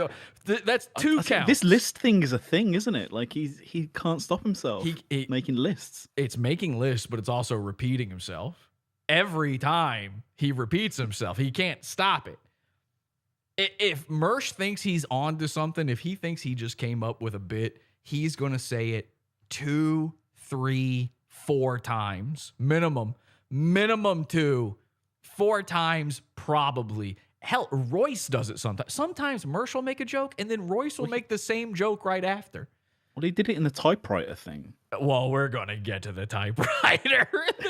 Oh, my God, Sorry. The typewriter. So I can't, because the typewriter, I think people are already seeing that typewriter, and they, the more we point this stuff out with Mersh, the less it works for him. Because I had a show where I pointed out that Mersh is doing this thing with packing tape, where he's going... I saw that, yeah. And people thought, okay, that's very funny. Yes, this is what Mersh always does. So then he goes to do the typewriter noise, and it immediately, in people's heads, is like, okay, so this is bullshit. Whatever he's doing here is bullshit because he's focusing in on that noise. It's just a way to fill time. Says, we have had attempts at swatting at our home as well. Oh, did you also have attempts at police being sent to your house falsely? If they don't care about the doxing, then maybe they'll care about, my public address being posted. Throw it all out there. Throw spaghetti at the wall and see what your fucking fortune is. Why not? Which you can confirm with Detective Kennedy of the Polk County Sheriff's Office here in Florida. So even if this had nothing to do with Mersh contacting police, they had contacted police before about this. He knows the detective's name. If you know the detective's name, you had multiple conversations. It's not they showed up to your house and you're like, nothing was going on. It's an internet thing. And they left. You've had a back and forth with police. So this is just what we've got info on. Porsalin, am I right in that, are you currently trying to get, maybe, I know somebody is trying to get some information from the Polk County Sheriff's Office on this whole swatting thing? Oh, not me. That is me. I've Oh, put in a Alan. request. Yep. I've put in a FOIA request for the same documents that, So- you know. Porsalin is trying to confirm this is real, but again, it's fucking real. It's real. Of course it's real. Alan, you put in the request for the Polk County. So you're trying to find out if this swatting incident even took place. Correct. Since he's the one blaming me, for it all over Twitter and whatnot, and he's got his goons thinking that I'm, doing that. Well, you've done it. I've done it. Fucking Whoever- Hipstar. Whoever was mean to him that week is the one who swatted him. It's whoever it needs to be. And meanwhile, this is the fucking... I've made this point before, but fuck it. If Mersh can repeat himself, so can I. This is the fucking guy who can't eat a plate of pasta without telling everybody about it. This is the guy who goes to the gym, who goes on a walk around a lake by himself as an adult man with no wife. As a 40-year-old man, he goes for a stroll and wants to talks about it for 30 minutes on the internet to strangers. If you think for a goddamn instant that Royce's house was swatted, which, by the way, they did it while you weren't live. You got swatted while no one was watching. That's not how swatting typically goes down. If you think for a fucking second. Right, where's the payoff? Yeah, exactly. If you think for a fucking second they got swatted and they never spoke about it until well after the fact, think again. Mersh can't take a fucking dump without telling you about it. And if he did tell you about it, I would do a 5-hour show about his dump in the pizza fund. This is confirmed. So if Mersh had ever been swatted, the first person who would know about it, not because I did it, because I'd be the one that everybody's running to going, oh my God, guess what Mersh just said, is me. I know, and I would have done 3 episodes about it. Mersh ain't never been swatted. Now, he gives a name, though, Detective Kennedy. You can confirm it with Detective Kennedy. So, Alan, have you contacted Detective Kennedy? Is that a real person there? I've sent in a official to the public request to the Public Records Department. What do you for anything? Go phone ahead. calls, emails, any sort of reports against them, or any calls that they made to police. Wow. So, like, what did you do? You just gave them their specific address or said their name, or what was it exactly? Correct. I just, the Michael Shield and Royce Lopez residence, and then I gave the address, and I gave them the time frame from 2019 to current date. The Mr. and Mrs. Lopez residence. Yeah. All right. Please let me know when you get that info, because I'm very excited. Even if I'm wrong, let's say they were swatted. I would love to know. I'd love to know who did the call. When did it happen? He can't even give a date. He's never proven this in any fashion. Why wouldn't you? It's not even that. The question for me isn't even whether the swatting happened. I mean, if it's true, then the burden of proof on Mersh is that, did we do it? Like, that's what he's claiming to a police officer, that we are part of a swatting gang. And I'm sorry, but like, that's a big claim. You're telling some Washington State Police Department that I am breaking the law, that I'm committing crimes against you without any fucking evidence. Well, he said you can confirm it with Detective Kennedy. Just call up Detective Kennedy. That'll happen. And then he gave the phone number. You can contact them at, and then gave the number. I mean, again, maybe we should call that. Let's unredact that number, and maybe we should call it and find out. Now, this is great. So he's already included Porsalin in on this. He's got Kiwi Farms in on this, but then he goes right back to me. I'm the fucking belle of the ball here, guys. I'm sorry. I know everybody wants to be the top Mersh troll, but he can't keep my name out of his mouth here. He says, the Pod Awful people are truly criminal sociopaths. Oh my God. I got excited, very excited to see all of this. Now, if you know me, there is no greater gift you can give me than a new name for the listeners of Pod Awful. So, ladies and gentlemen, it's official. Pod Awful, we've got the Piranhas. We've got the Dregs of Society. We've got the Basement Crew. We've got the Fans of Hate. And, of course, now we have the Pod Awful criminal sociopaths. I'm so proud. I'm a killer As gorilla. if normal sociopaths aren't criminals. Yeah, as opposed to the non-criminal sociopaths or the non-sociopath criminals. I love it. I was literally like a day before this thing came out, I was saying, hey, what are some of the names that goons have called us before? And everybody was trying to think of stuff in Discord because I'm renaming levels of the Pizza Fund to these things. That came out and I was like, that's it. That's the fucking $40 level. You're giving me $40, you get to be a criminal sociopath. You get to be the fucking cream of the crop. That's 100% the top rank in pod-awful lore as far as I'm concerned. So, Mersh, honestly, thank you. You could not have given me a better gift than this. Pod-awful, the only show that rocks. So... the pod-awful people are truly criminal sociopaths. And I like this. He put ... and then he says, all the lip suits. Yeah, he learned that one from JJ Stoner. You ever seen JJ Stoner? Give it time to set in. Yeah, exactly. Detective, I know you need a moment after reading that. Hang on. He's in full Mersh noir mode here. He says, the pod-awful people are truly criminal sociopaths, ... And rumor has it that they actually had... Rumor has it? Who's spreading this rumor? What are you gossipy little bag, you? Oh my God. What a dainty little lady Mersh is. And rumor has the... all around the rumor mill, people are saying, is this like one of those blind item gossip blogs? Am I reading like... He thinks he's Joy Behart. It's 50... Sounds like an LA Noir NPC or something. It's like crazy bumping into. It's crazy days and nights. Fucking... Actually, I heard on the street... There... talk around town is... and rumor has it that they actually had a... Can you believe this? Tiffany... It's Mershel. Okay, listen, babe. The rumor has it that they had actually had a female in their fan base trick a mentally challenged guy into sending her provocative pictures of himself, and they then released them publicly. Mersh, I just want to go ahead and tell you right now. The rumors are true. Sorry. Yeah, that's true. We did do that.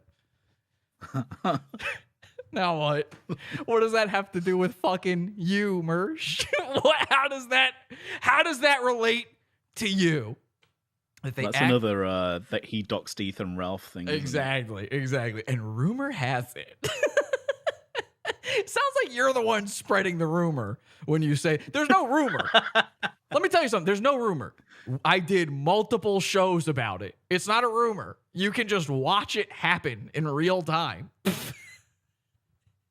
It actually was not a female, though. I did not have a female in the fan base do it. That's actually part of the gag, is that it was a guy. I hate to say too much here, you know. I mean, this is a little bit of the man behind the curtain here, but they actually had her do that. A mentally challenged guy into sending her provocative pictures of himself, and then they released them publicly. If Mersh could grow hair, he'd be twirling it in his fingers as he's writing this. Well, speaking of twirls. So he says, and this is great. He ends it by saying, these are really messed up people. Okay, a little bit of editorializing there, Mersh, but fine. And then he gives the Kiwi Farms link, and he says, this second link is to a subreddit. Congratulations to all the r/Mersh people. You're in here too. This second link is to a subreddit dedicated to similar things. Doxing and general harassment of myself, as well as my... Now, this is where I start to lose it. Doxing and general harassment of myself, as well my family, which bullshit. And Alan, didn't he fuck with your family or something? Yeah, he messaged my dad. He messaged your dad. Okay, what happened there? Tell me that story.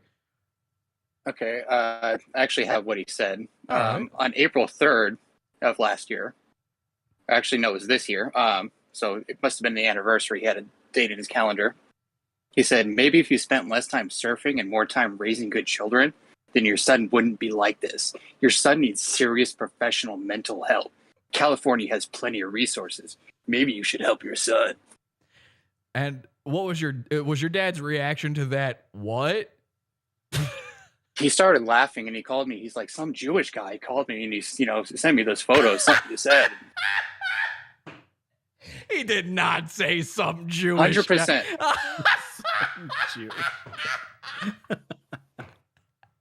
Son, I mean, okay, hang on a second. What did he think was going, like, what was the impetus for this? What did he think the results would be? Did he think you live with your dad and your dad was going to go, son, get in here. I just got a message from a concerned internet citizen, and he says you're being bad online. Is that true? And then he's going to give you a spanking across the rear end. What was the goal here? Why did he do this? He probably thought I was going to get my car privileges taken away so I couldn't drive to his house anymore. Hey, son, some Jewish guy. Okay. Sheely, is that Jewish? So he says that people have been doxing and harassing his family, which is not only bullshit, but the most hypocritical fucking thing he could possibly say. We've seen him do this, and not only to Alan, we've seen him do it to, by the way, mentally challenged people. Anybody remember Dayton Hypernova? You think they never contacted his dad? I've seen Royce talk to that guy's dad. All right. And maybe Mersh didn't have anything to do. Maybe it wasn't Mersh, but it was his business partner. It was, you want to include everybody in the email here, Mersh? Well, then all of your associates, everyone involved in the Mersh effect is all a part of what you do. You're saying you go from saying I made the Kiwi Farms thing to Porsalin made the Kiwi Farms thread to my fans made it. Who is it? Are we all sitting there in the same chair, holding each other, hugging and going kumbaya and then pressing the button together? Are we Power Rangers starting up the Megazord against Mersh, the Mershazord? It's a Captain Planet thing. It is. And I'm, by the way, not heart gay. So I pick fire. Fire, called it. Okay, you guys, you don't Water. call your thing. Water.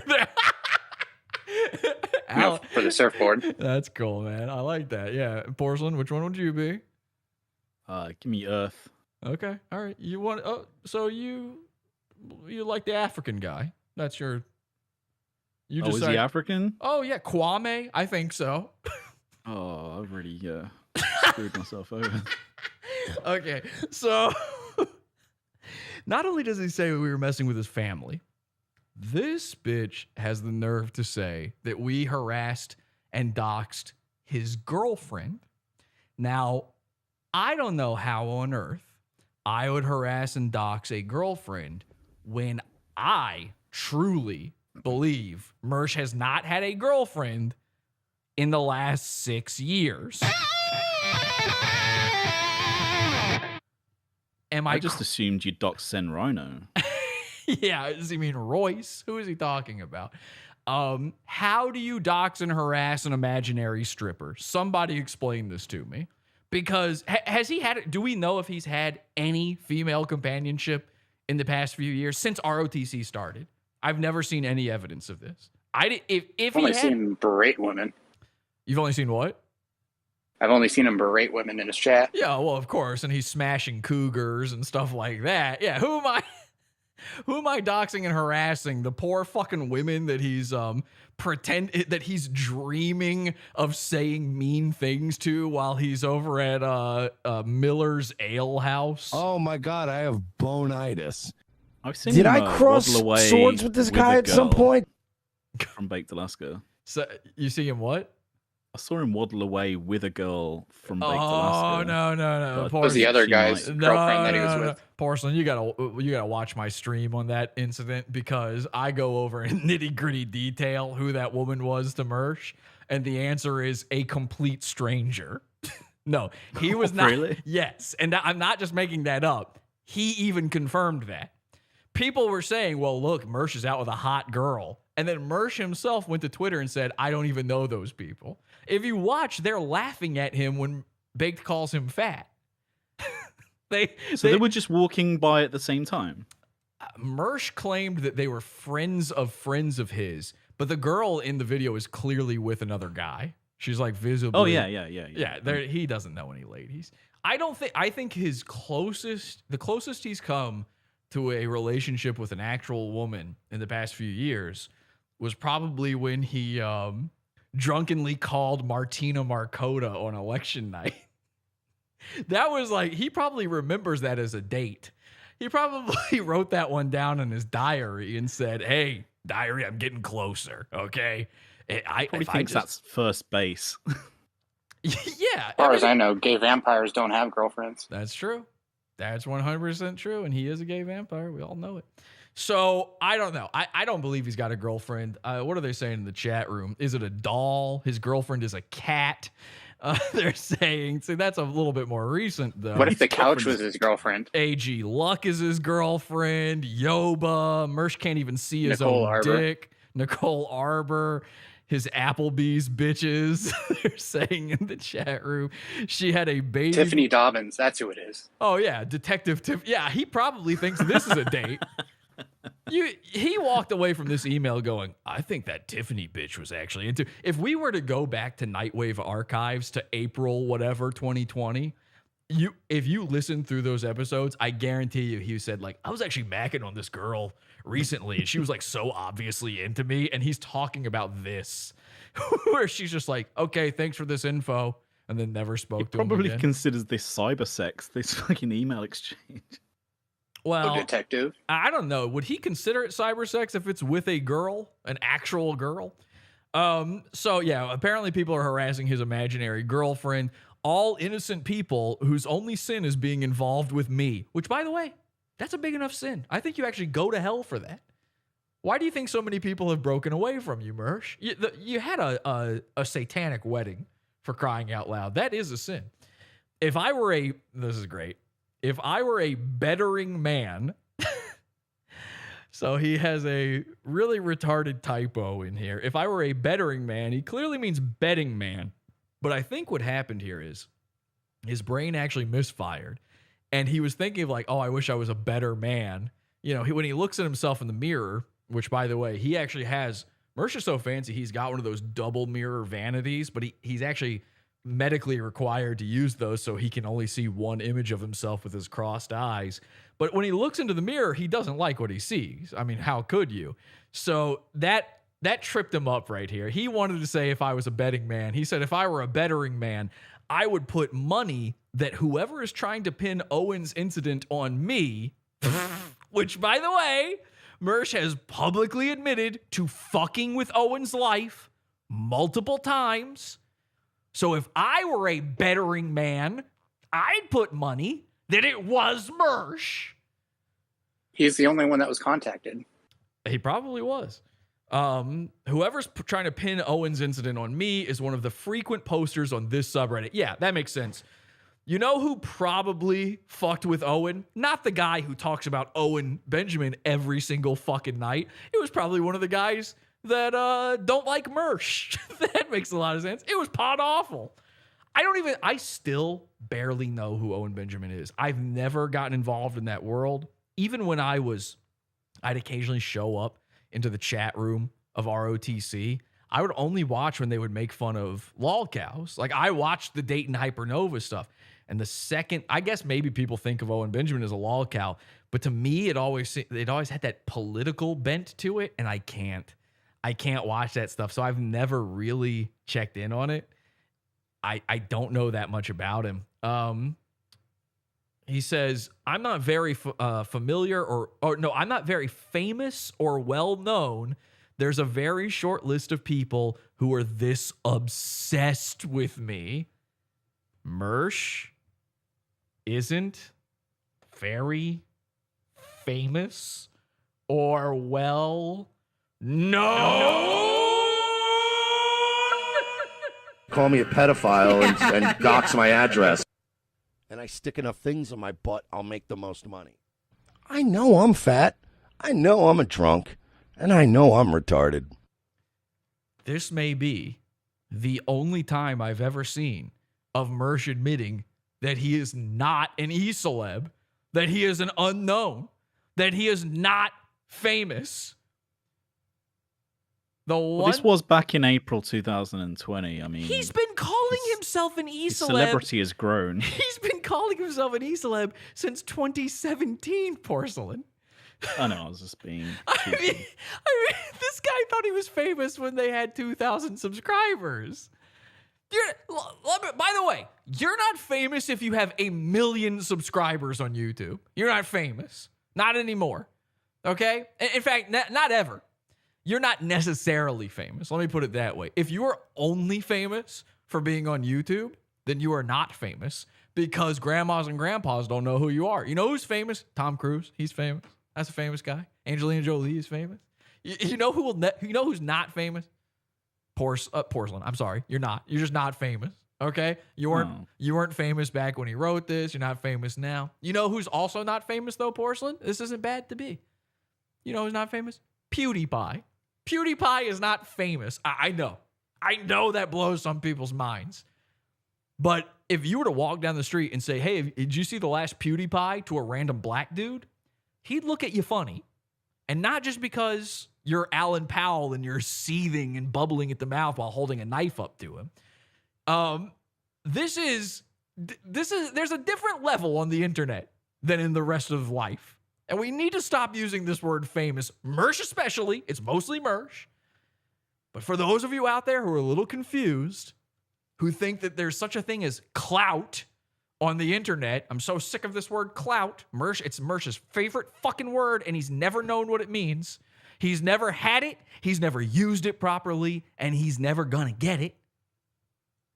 You can't be famous from the internet. It's still not possible. I know everybody thinks we've had a digital revolution and everybody's cutting the cord and, now we're in the new media. We're the new media insurgents, right? That's Royce and Mersh's thing. No. You're heroes of the couch emporium. That's about it. Mersh, you didn't have a bed until you were 38 years old. I mean, that's fucking psycho. You didn't have your own place to live until you were 38 years old. You're not famous. You're never going to be famous. Okay? Who is the most famous internet man? Joe Rogan isn't famous, they're saying in the chat. I guess Joe Rogan's famous. But Joe Rogan is famous because he was on the TV. He had a show. He had 2 big shows on TV. News Radio, Fear Factor. He is regular guy famous. That's a different thing. Comedy Central doesn't have as many subscribers as some YouTube people. But what has been watched more? Comedy Central or PewDiePie? I'm going to say it's not PewDiePie. I'm going to say most of the views on the internet aren't real. They're just fucking Indians sitting there and clicking things. And I'm not saying PewDiePie's buying bots, although people absolutely bought him bots when there was that competition between him and, you guessed it, an Indian thing called T-Series. I absolutely, but there aren't, how many fucking subscribers does he have? 500 million or something? There's not that many people on YouTube, for crying out loud. Most of those are alt accounts or something. It's just not true. Subscriber numbers don't mean anything. View counts don't mean anything. You ever seen somebody who's TikTok famous? You ever see the numbers they get on TikTok? Millions and millions of views. That shit ain't real. TikTok gives you fake views to make you feel like you want to keep using their app. It's kind of genius, really. I don't know why YouTube doesn't do that. They should do it. You want it to look like people are fucking watching this retard bullshit. But TikTok is literally retard bullshit. And I don't mean that in a pejorative way. I mean, it's actually Down syndrome people on their app. It's the greatest. If you like watching a Down syndrome guy, it's the second greatest place you can go next to Pod Awful. And there will be a Down syndrome guy on there who's singing a song. He's going, happy birthday to you. Happy birthday to you McDonald had a farm. Happy birthday, and then craps his pants. And that has 500 million views. This shit ain't real. Somebody needs to get it through Mersh's head that he is not famous. He has never been famous. He will never be famous. I am so happy to see. He thought this would never be seen. He doesn't want this out there. Use this against him, okay? He hates this. I'm going to put it up on screen for you. Screenshot it, whatever you want to do. This man doesn't want you to know that he knows he's not famous. He thinks he's better than you. He thinks that because people have watched him, what he has to say holds more weight. But the only thing that holds more weight is Mersh's fat fucking gut. Let's keep reading. Sorry, that was maybe a little too far. I shouldn't fat shame the man. He's trying his best at the gym. He said recently that he listens to Royce for all workout advice. Oh, that's a great person. He's super fit. The only guy Mersh knows that's fatter than him, and that's the guy he listens to for weight loss advice. Okay, so Mersh says, he gives the r/Mersh link, which is very funny. And by the way, is it Mersh.gay, I think, will take you to r/Mersh? It's one of these websites. Mersh.gay, I'm pretty sure, will take you there. Some of the more well-known names in that community. And here we go. Alan Powell, let's get you involved here. Congratulations, buddy. You're the third highest on the list. Okay. How does that make you feel? I mean, this is officially the totem pole of Mersh trolls, anti-Mersh people. It's got to feel pretty good that where you get your own little section like this, right? Yeah, especially since I did so little to achieve this status. It really doesn't take much when it comes to it. That's the psycho thing. Is I don't even want to cover Mersh. I really don't. People think like that I do have like an obsession with him. I do, but it's also just it's too easy every week. If I wanted to, every single episode of this show could be about Mersh. That's how often he does something stupid. I could do it every week. And not only would it be easy to do, it would still be funny. I wouldn't even have to try very hard. Poor Alan, he's not even trying to make fun of Mersh. Alan just goes outside and somehow Mersh has a meltdown. And he's very focused. I've noticed this, Alan. He's very focused on your teeth. Can we talk about that for a second? Do you mind if we talk about this? Yeah, not at all. Okay, so you have bad teeth. Yes. Now, why is that? What happened? Were you punched in the face? Did a shark bite all your teeth off? A shark with much stronger teeth? No, I just don't brush. Oh, okay. And is there like an Owen Benjamin style reason for that? Are you drinking turpentine? What's going on? No, it's just never became a habit when I was a kid. So did you grow up on a commune or something? Were you are you afraid of fluoride? I grew up in Long Island, and no. So yes. Okay, so you just don't brush, and your teeth are a little jacked up. Yeah, whatever. I don't care. Your teeth are a little jacked up, and Mersh calls you Captain Crunch Teeth, which I'm not even sure what that really means. If you really want to break down the insults with Mersh, he's not very good at them. Alan is Captain Crunch Teeth, which, is it that your teeth looks like Captain Crunch? Is it that crunch sounds like something teeth do? I'm not quite sure. It's got to be the little yellow parts. Maybe. Who knows? Is it Oops All Berries style? No one knows. He calls Porsalin middle of the road Porcelain. Good one. Great. Porcelain, I've heard him weep multiple times over this name. It's really affected him. He's dying inside at night about this. Porcelain's crying right now. He can't even bring himself to say anything about this. Porcelain, it's okay, dude. Listen, do you need a moment? Yeah, just a second. It's okay, man. Listen, I don't think you're middle of the road. I think you sometimes choose one way or the other, to be honest. What does that even mean? What does that mean? I honestly don't know what middle of the road Porcelain means. I've never understood that. It means that he's not a super loyalist to I mean, that's Mersh. exactly what it is. Yeah, it's that at the time of him saying that, I was not completely subscribed to ROTC community guidelines. So his insult against you is that you're not part of the Mersh effect.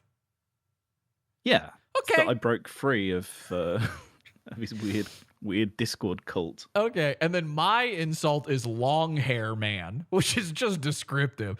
It's like using China man as an insult. It's just a man from China. Like middle school insults. Long hair man. So obviously we're all dying here, but I guess, Alan, of all of those, yours is maybe the worst. And it has to feel bad coming from Mersh when does he think we can't see his teeth? Does he think we don't know he has dead teeth? Like literally gray, dead teeth. They're all crooked. They're all horrifying. He one time did a live stream where, and I'm not kidding, hand to God, okay? Hand to God. His teeth were green, a color I didn't think was possible for a tooth. It's not a joke. One time he live moss streamed. growing on them?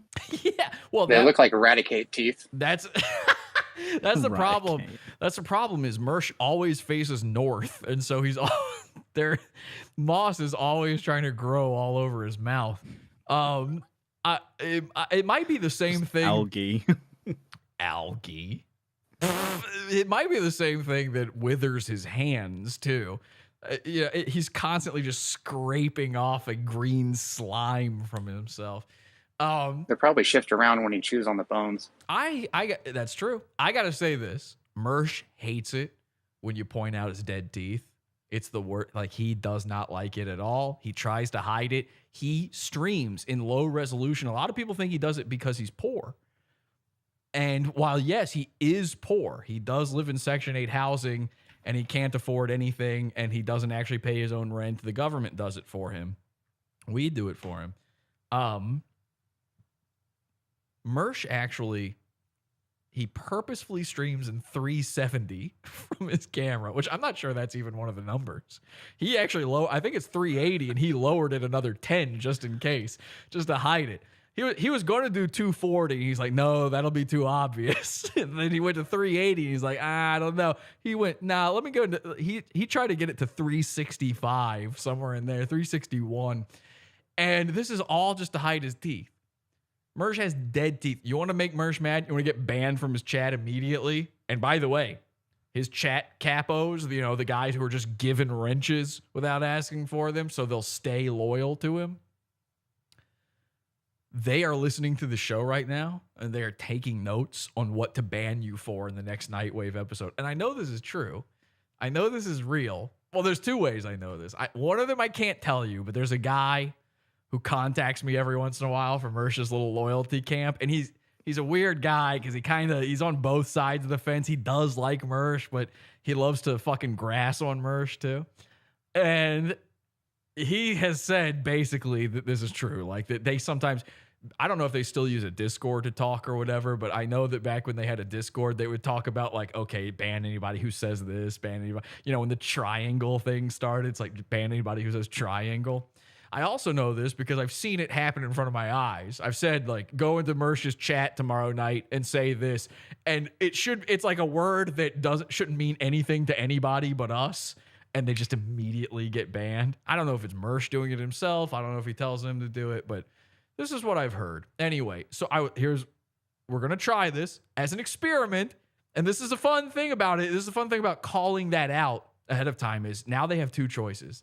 They can either let it happen, which is going to make Mersh mad, or they can ban you immediately, which will prove I'm right that they're taking notes on what I say. So catch 22 here, guys. Look out. Good luck to you. Which one do you choose? Fucking Sophie's choice, huh? Do you want Mersh to be mad at you? Ban the Spurgs, right? You don't want me to be right, though, do you? You don't want to look weak. Give him nothing. So tomorrow night on Nightwave, assuming there's a Nightwave, because Friday night's Nightwave didn't happen. Wonder why. Alan, do you know why Friday night's Nightwave didn't happen? Yeah, because he was supposed to show proof that I tried to swat him. Yeah, we'll talk about that in a second.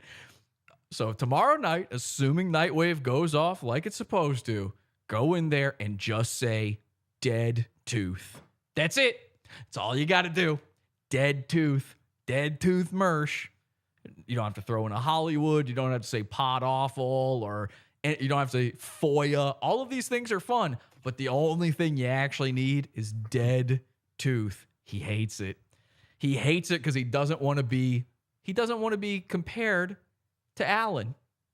Alan proudly doesn't brush his teeth. Alan said, when Alan was a boy, he said, fuck dentists. And Mersh, he tried to keep his teeth alive, and they still died because of all the smoking. So he says some of the most well-known names in that community are Alan Powell, no relation to Jesse Powell Stroud. And that's where he's wrong. Alan and I are cousins, so you fucked that one up. David, we're literally both named Powell. How did you not know? How did you not figure that out? Colin Powell's our grandpa, and we're Rest actually, in peace. R.I.P. Obviously. He also says David Walsh, Thomas Daly, and Ian Ellis. All of these are blacked out, but it's obvious who they are. Most of these people are failed YouTube. Now, here's where I agree with him. Most of these people are failed YouTubers who see us as their enemy and are trying to make a name for themselves by destroying our lives. Destroying. So dramatic. Poor baby. This is really this is such a great psychological profile into how Mersh looks at the world. This is what he's seeing out there. Everybody, it is all the pecking order with him. It's transactional. It's who's above me, who am I above? It is, are you with me or are you against me? Because if you're against me, you're destroying my life. I mean, let's really look. Like, I don't know Thomas Daly too well. Porsalin, you know him, right? Yeah. What has Thomas Daly done to Mersh? Because I would say out of all these people, that's probably the most forgotten about name in the Mersh trolling. Like I said, all he's ever done is a couple of streams from maybe a year and a half ago where he just called Mersh a pedophile. And then he did a review of the Matt Christiansen video, which was actually quite good. You know what? Now that you bring that up, I do remember that. That one was okay. So it's very funny. Okay, so it ruined Mersh's life to say just falsely with no evidence that he's a pedophile, which, by the way, has happened to me, has happened to Porsalin, has happened to like every single guy on the internet ever. It's immediately, literally this show started with Bex saying that we need to save kids, as if me somehow doing this is murdering them. So this is the interesting thing. Mersh accuses his detractors of living on the internet, and that he acknowledges, or at least he attempts to, that he's not an internet guy. Right. And yet, if his life can be ruined by things that are said on the internet, then surely, that says a lot about him. On the weekend, I don't even look at this stuff. You think I'm paying any attention? I'm constantly on Twitter. All day long, I'm on Twitter. You think I pay attention to this for even 1 minute? I've got a life out. No, you don't. Mersh really loves pretending he's got a life outside of the internet. Number one, it's okay to not have a life outside of the internet. That's the modern day. It's so stupid when people are judging each other for being internety, because, and I'm saying internety just to be clear here, because Mersh borrows internety about me from Red Bar. But Red Bar saying people are internety is so retarded, right? Is there anybody more internety than any of these people we're talking about? But everybody is. Everybody's. I can't drive down the street without seeing people with their faces buried in their phones, and they're driving. It's terrifying to me. As a guy who didn't drive for 10 years, I lived in New York City. I didn't need a car. So I didn't drive for 10 years. And now I drive again, and I'm looking next to me, and people are fucking swerving all over the road on Twitter. I saw a guy's phone. He was looking at Reddit. It was that important to him that he needed to upvote while driving at 70 miles per hour. It's me. Yes, exactly. Fucking Alan Powell drive foot to the fucking floor, pedal to the metal, going high posting speed. Posting on r/Mersh. And he's posting an r/Mersh. Trying not to get banned by gammas. So I believe that everybody is internety now. Your whole life is in a phone now. This is not, everybody's in their mom's basement at this point. It's not even something to say. But fucking Mersh is sitting over here acting like his life is destroyed by goddamn Ian Ellis, who just makes the worst South Park ripoff cartoons you've ever seen in your life. They're not funny. They're not good. Like, they're not well made. There's nothing to them. Nobody's following along with them. If I were Mersh and the worst guy I had to worry about was Philip Wave Radio, I would be so thankful because it's nothing. His life is ruined by David Walsh, who is a literal retarded person. Now, I don't know how you guys feel about David Walsh. My interaction with him has been slight. I'm going to guess he's in the chat right now because every single time I've ever talked about Mersh, there's a guy in my chat. It's always under a brand new YouTube name, and there'll be a guy in the chat who's like, you should really get David Walsh on the show. And my guess is, and it's just a guess, but call me crazy, but I think it might be David Walsh saying that. It's just a guess. And he seems to think I don't know. He seems to think that, like, oh, yeah, no, this is one of David Walsh's fans. David Walsh, maybe Mersh is so put off by David Walsh because he's technically Mersh's, the yin to Mersh's yang. While Mersh is cross-eyed, David is wall-eyed. And he's a little lazy-eyed. And maybe he's afraid that if the two were to ever meet, some sort of nexus would form and they'd both be broken down into a singularity. Yeah, exactly. Station from Bill and Ted. Exactly. Yeah, they're station. They become one big gremlin. So he goes on to say, most of these people are failed YouTubers who see us as their enemy, blah, blah, blah. However, their obsession has deepened to a point where it's began to manifest itself in criminal activity like doxing, swatting. Oh, you mean the things you already said above. And this most recent incident where they have apparently tried to doctor evidence of wrongdoing on my part.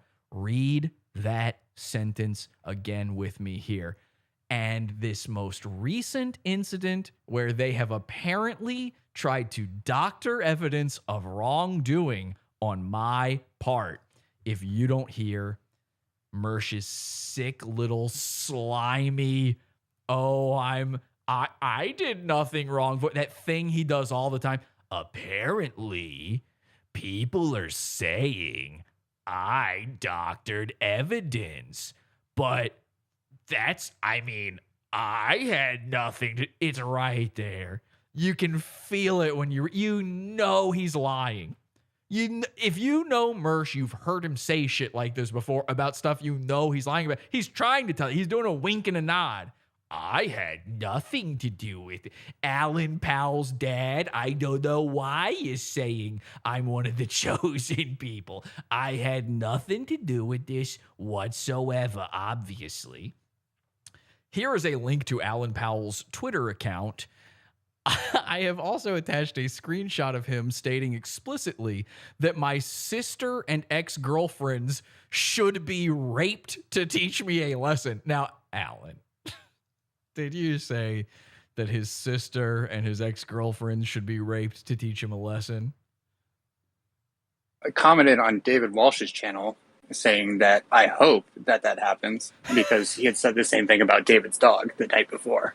And what lesson would that teach him, by the way? That's one they don't teach you in school, that's for sure. So this is the thing with David Walsh is Mersh has made a whole thing. David Walsh's dog died or something. I don't keep up with this, but I've seen the fallout from it. David Walsh's dog dies, and Mersh went for weeks on and on about how it's funny that his dog died. And people really took sides. Man, you can't make fun of a dead animal. I don't even see what the big deal. Yeah, it's fun. Well, if you're going to make fun of a guy, why not make fun of his dead dog? I did it to Steven Crowder, and then his dog fucking lived, and it's still alive. He was making a whole... The funny part is he said that he hopes the dog was raped to death, and that's how he died. Well, okay, maybe that's a little extreme. So, yeah, your response was just in kind. Oh, yeah, well, your sister and your ex-girlfriends. The one thing that Mersh hates the most, a taste of his own medicine. That's so true. That's so true. And of course he hates the taste of it. Imagine what something produced by Mersh would taste like. Ugh. Oh my God. Why do you think all of those are ex-girlfriends? I'm surprised his sister. Cigarette ash. That'd be fun if he put ex-sister, by the way, as well. Ex-sister, ex-girlfriends. Should be raped to teach me a lesson. And that's not even a lesson that Mersh needs to learn, because Mersh himself was raped to be taught a lesson by his uncle, right? Wasn't he molested or something? So he says, I have also provided a screenshot of him confirming that it was him. So you went back and said, yes, I affirm, this is me. Yes, I did say I have bad hopes about his family members. I'm Alan Powell, and I approve of this message. You can see at first glance that this man's entire internet existence is dedicated to me. Now, I've seen your entire internet existence. That's not true. It's also dedicated to being a psycho in other ways, 100%. I don't think you... Yeah. I would say I probably dedicate more time to Mersh than you do. He says it's... He says, it's extremely disturbing. I believe Alan... Oh, my God!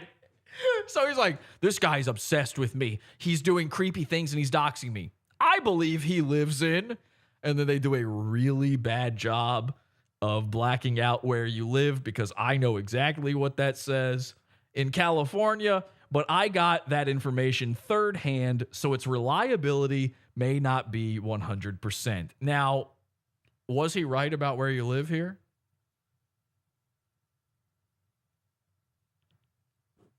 Alan? Did he nail it? Was he right? Yeah, probably because I've been open with it, you know. Oh, if they want to come, then that's probably not a good idea. Now, I won't be there. I have to point this out because something very funny happened on Twitter. I was trying to get Mersh Effect people and fans of Mersh to see this. I want them to see, as you would, and by the way, force Mersh fans to look at this shit. Force them to, okay? Make them make that fucking decision, that hypocritical decision in their heads, because they're going to have to do it. Eventually, this thing's coming for them, where they're going to have to decide, is it now okay to do stuff like this, or is Mersh somehow not a bitch for doing it magically? Like, what is it? What is it that lets him get away with this? Force him to look at it. But I was tagging his fans and his friends on Twitter with this info just to make them look at it. No other reason. And I tagged Davey Crocco. And Davey's a weird guy because, you know, old tuna can head. Davey, the other day, he was begging me to come on a show. It's the most pathetic thing I've ever seen. Where he was on Twitter and he was like, I'll have anybody on. I just need somebody to talk to. It could be people who like me, people who don't. At Online Retard. That's me on Twitter. Follow me at Online Retard. At Online Retard could even come on. And I was like, well, damn, I'm getting an open invitation to go on Davey Crocco, but I just woke up. I don't need to go back to sleep. So I ignored it. And I didn't go on. But I also thought it would be way funnier if just nobody showed up. Like, how fucking sad would that be? The next day, I get everybody in my Discord together. I say, let's watch Davey Crocco show up to his chat. I had no intention of trying to go on the show. Just show up to his chat and support him. And he got so upset. And people were like, bring Jesse on. And it wasn't us saying it. It was like some other guy saying it. And Davey was getting so mad, going, I don't need to bring Jesse on. I said that was yesterday. Today is today. We don't need fucking Jesse on. I've got plans for tonight's show. And his plans for that show was, of course, looking at his Twitter. It was an awesome show. So I don't know what his deal is. He's very upset. And I think he's been trying to distance himself from Mersh for some time. So I think that is why he had such a negative reaction to me tagging him in this thing.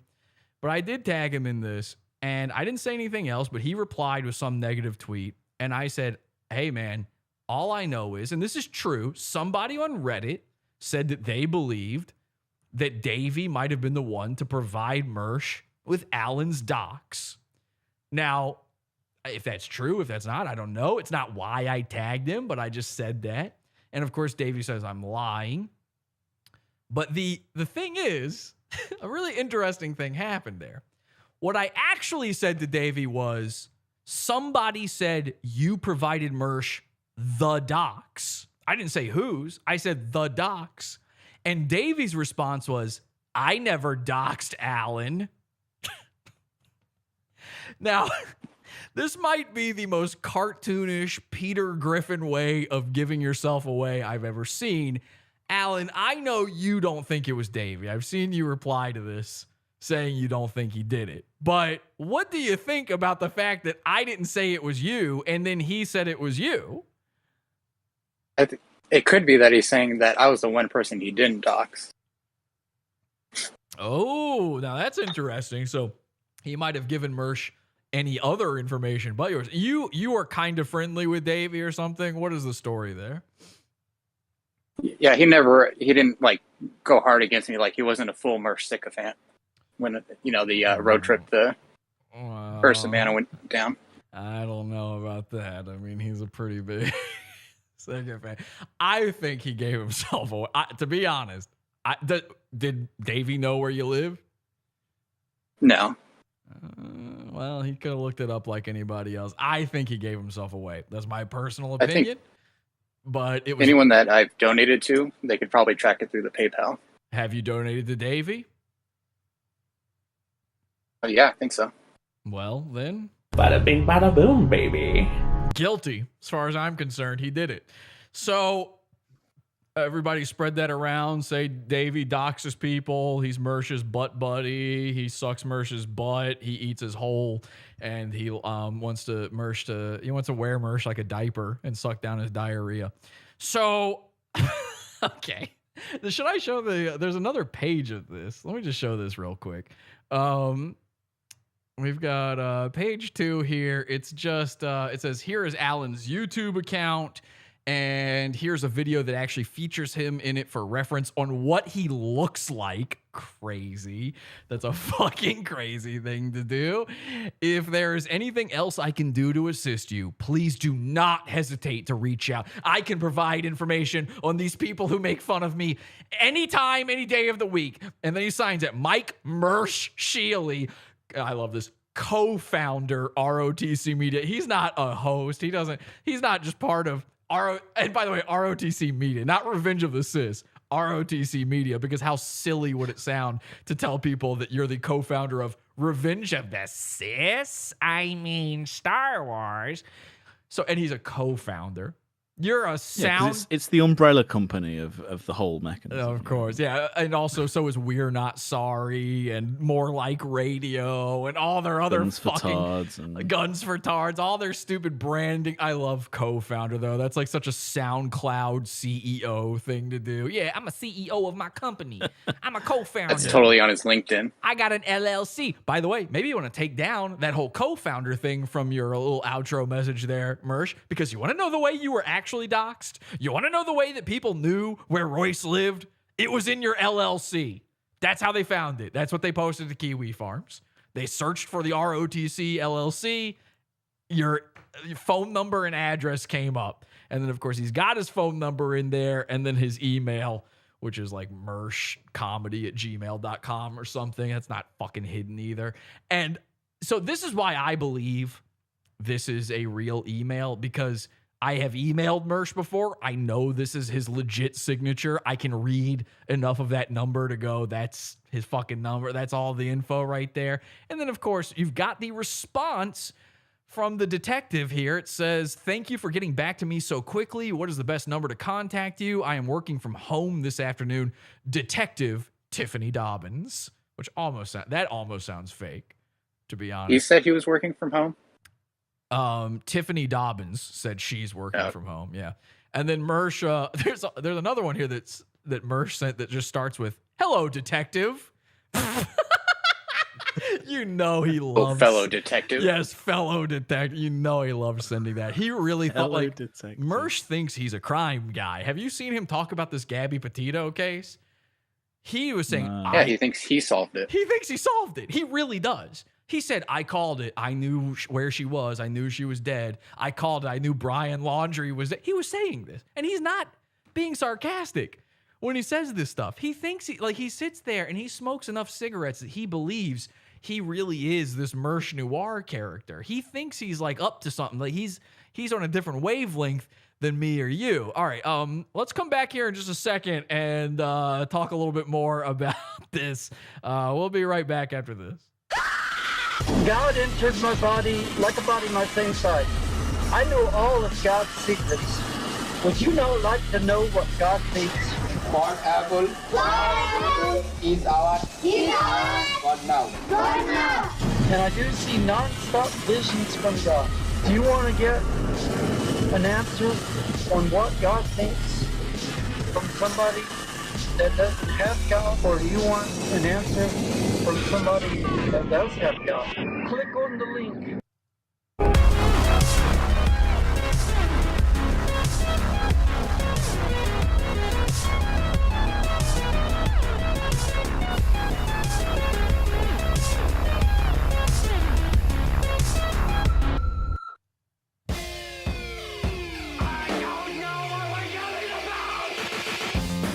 Support the show. Join the Pizza Fund. Podawful.pizza. Pizza.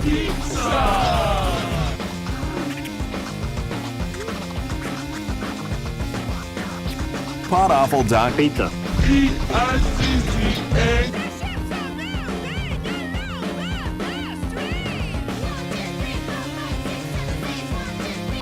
All right, after tonight's program, we will be in the Pizza Fund in the $6 level, podawful.pizza, and we will be going over more hate mail and anything else we didn't have time for in tonight's show. You get all the after shows, our archives, all sorts of stuff in the Pizza Fund, podawful.pizza, and of course on Wednesdays we have the show in the $12 level as well, podawful.pizza, support the show. I do want to say this before we get back into it. Next week is Awfulween. It's our big Halloween show. I hope you'll show up for that one. Very excited for that. It'll be a good one. You, if you're here for this one, you don't want to miss it. Okay? So be here next Sunday, 8 p.m. Eastern Time, podawful.tv, awful.tube, whatever, however you find it, YouTube, whatever. I don't know. And then very finally here, we got a store, podawful.shop. You can buy t-shirts there. I haven't put out a new shirt in a while.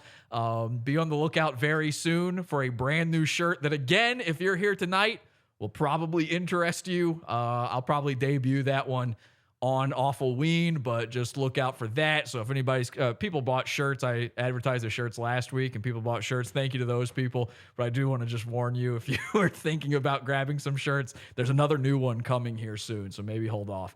Podawful.shop for that. Okay, Porsalin, Alan Powell, thank you so much for joining me here tonight and talking about this and sticking with it. If you got to go, you got to go. But I do want to tell people out there, if you have any questions or any comments you want to add to this, you can join the Discord, podawful.com/Discord. Jump in the green room, and I will bring you in here, and you can say whatever you want to say. Fully open. Come on in here, podawful.com/Discord for that. For you guys, though, any other thoughts on, like, looking at all this stuff, as crazy as this fucking thing has all been, any other thoughts, anything we didn't talk about while looking at that? Anything else? Yeah, the whole letter seems like something someone guilty would do to try and steer away the investigation from them. 100%. 100%. Again, I think that one line just obviously stated that. Him being like, oh, people are fabricating. So apparently they had screenshots of Mersh doing something. We I guess we don't know what that is. Is there any more documentation from this FOIA? It's most likely a false police report or a CPS report against Owen Benjamin. Wow. And that's fucking huge. And you want to talk about a guy who complains about, when it goes into real life and stuff like that. I mean, the most fucking hypocritical. Has Mersh ever told the truth? Has he ever said anything true? One time, even. Is it not all just an obvious lie? This is a guy who... I don't even think Mersh is his real name. You might be right. We'll have to investigate that. We'll have to Mersh Noir that one ourselves.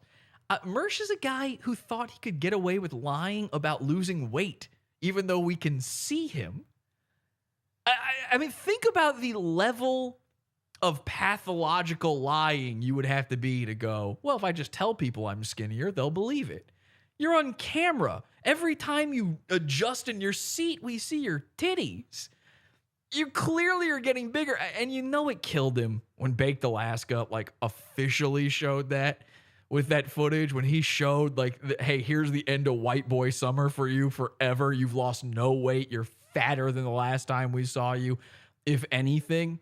But that's the way his brain works. And Porsalin, you've had him lie about you plenty of times. Yes. This is it ever to the point where like, are you at peace with it? Is it just funny to you at this point? Like, that's that's where I'm at with it, or is it very annoying? It used to be the most just irritating, annoying thing because, you know, especially I think when it goes back to the sort of Discord server that he ran, or specifically a channel in his Discord server that was privated, that was only accessible by the mods. Yeah. You know, the likes of Execute and Ghost House and Frozen Asian, these kinds of people. And I got invited to that. And the whole purpose of the channel was to take Owen down by any measure. And it was all based on the fact that Owen insulted his mom, and then also Mersh was under the impression that Owen was... I mean, Owen at the time was actually saying that, like, I am going to, like, take him down, take his channel down, all that kind of stuff.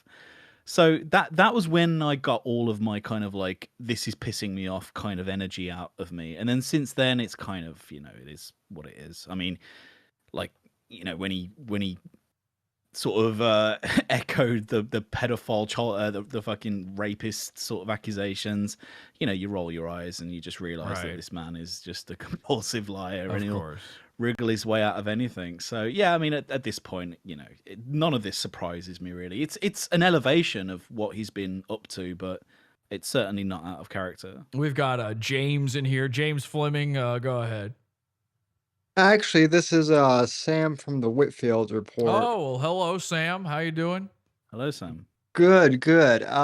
Well, I just wanted to say that I had Alan on my show last night to talk about the FOIA request, and apparently some people are you know, upset that I had Alan on the show to you know, to just come on. Like, they're saying that I am attacking Mersh just to you know, just because I'm friends with Alan.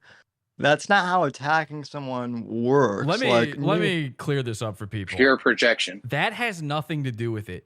Sam is attacking Mersh because he hates Mersh, and he told me privately Mersh deserves to die, to be attacked by people on the internet, and he's been secretly organizing groups of spurgs to go against him. Isn't that right, Sam? That might have been my evil twin that said that. But you know, I mean, yeah, something to that effect. Sounds like, I don't know. That sounds like a fucking lie right there. You're really having a tough time countering what I just said. It kind of sounds like you're trying to go back on what you privately told me before, which is that you hate Mersh and you think he should not have a platform. You said he should be deplatformed. No, I said I think you're confusing Mersh with Owen, although that's no, I have a lot of emails here from you. Email me about twice a week saying fuck Mersh.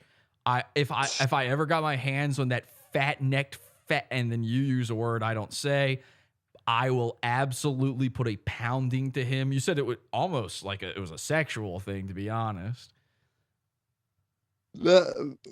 Oh shit. Well, I guess I've been you know, I guess those emails are coming out, so, you know. Okay. So you're saying I am friends with Alan, so, you know. You're friends with that. Do you think now you used to be a little bit of a Mersh effect guy, though, if I recall correctly. No, I was more of a well, I've had a show longer than long before I even knew what any of those you know, Nightwave or RTC people were even about. But so... I know you from those circles. That's how I even know who you are, is from those circles. So you've played around in these circles. Seeing this type of thing, what does it make you think of Mersh?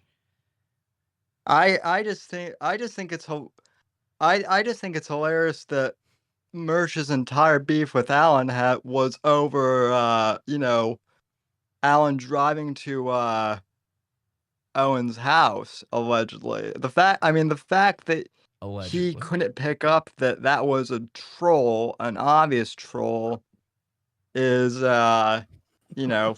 it's pretty obvious once you take a look Now, at it. And then, Sam, hang on a second. In the chat room, tell me if this is true or not. Somebody in the chat says Sam can only come when he is choking another man unconscious. Is that true?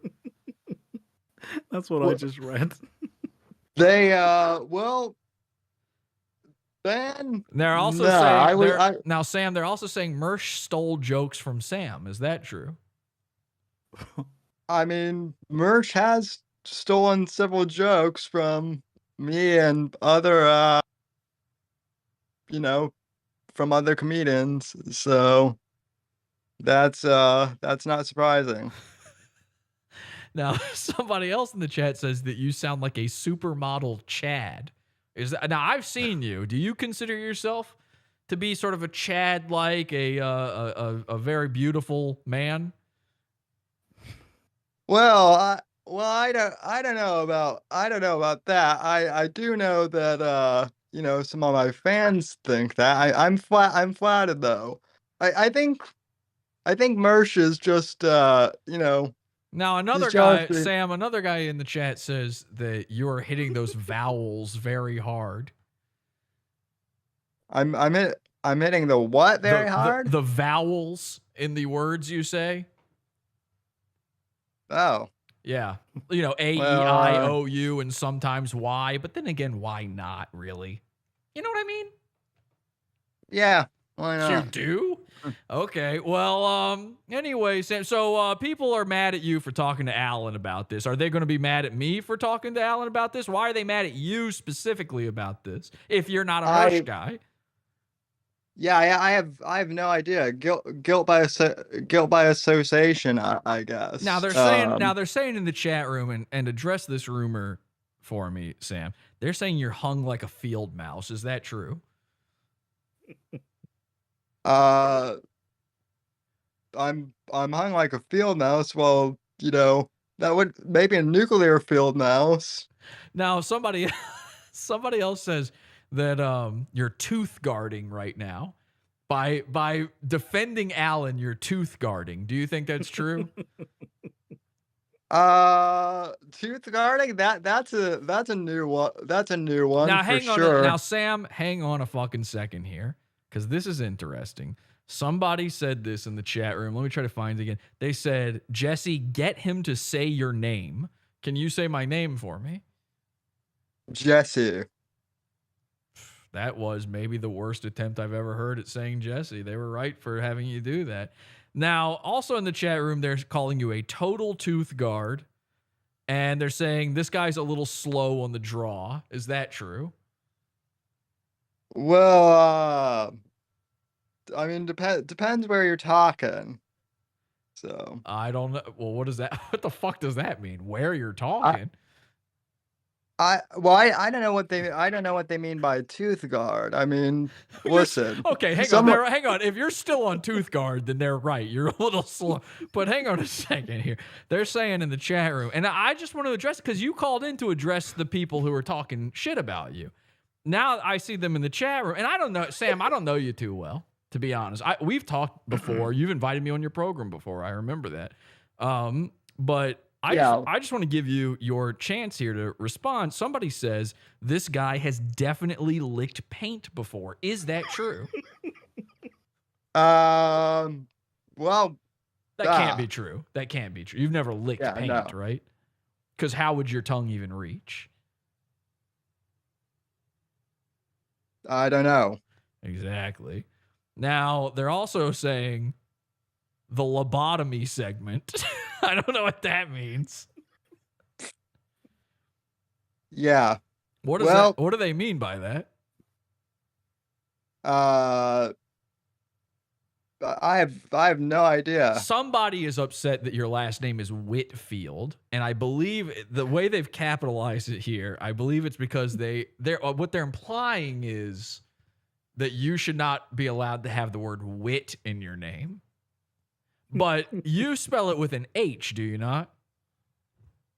Yes, I So do. It's actually Whitfield, right? Yeah, yes, it's the British spelling. It's So the Whitfield. you're in no way trying to claim that you are witty. I mean, some people think I am. Some people don't. Well, go to the chat on that one. Let's see what they're saying. They're asking. No, I don't know what this means. You tell me.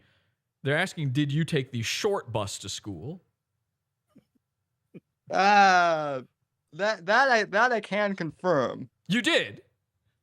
I did. I gotta be honest. I actually do know what that means 100%. And I was lying before when I said I don't. But I gotta be honest. I've always been jealous of the kids who got to ride the short bus. I thought the short bus looked cooler, and I wanted to ride with less fucking kids, you know? Mm-hmm. Did you get to sit in the wheelchair part ever? Well, yeah. Oh, okay. Just out every day. Oh, cool.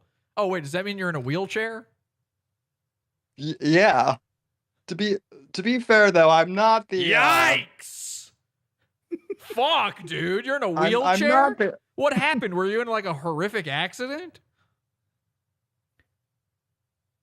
Pretty much. What happened? Brain bleed. Pretty much after I was born. Oh God, brain bleed. They hit you in the head, or something? Did your mom squirt you out and you hit the floor?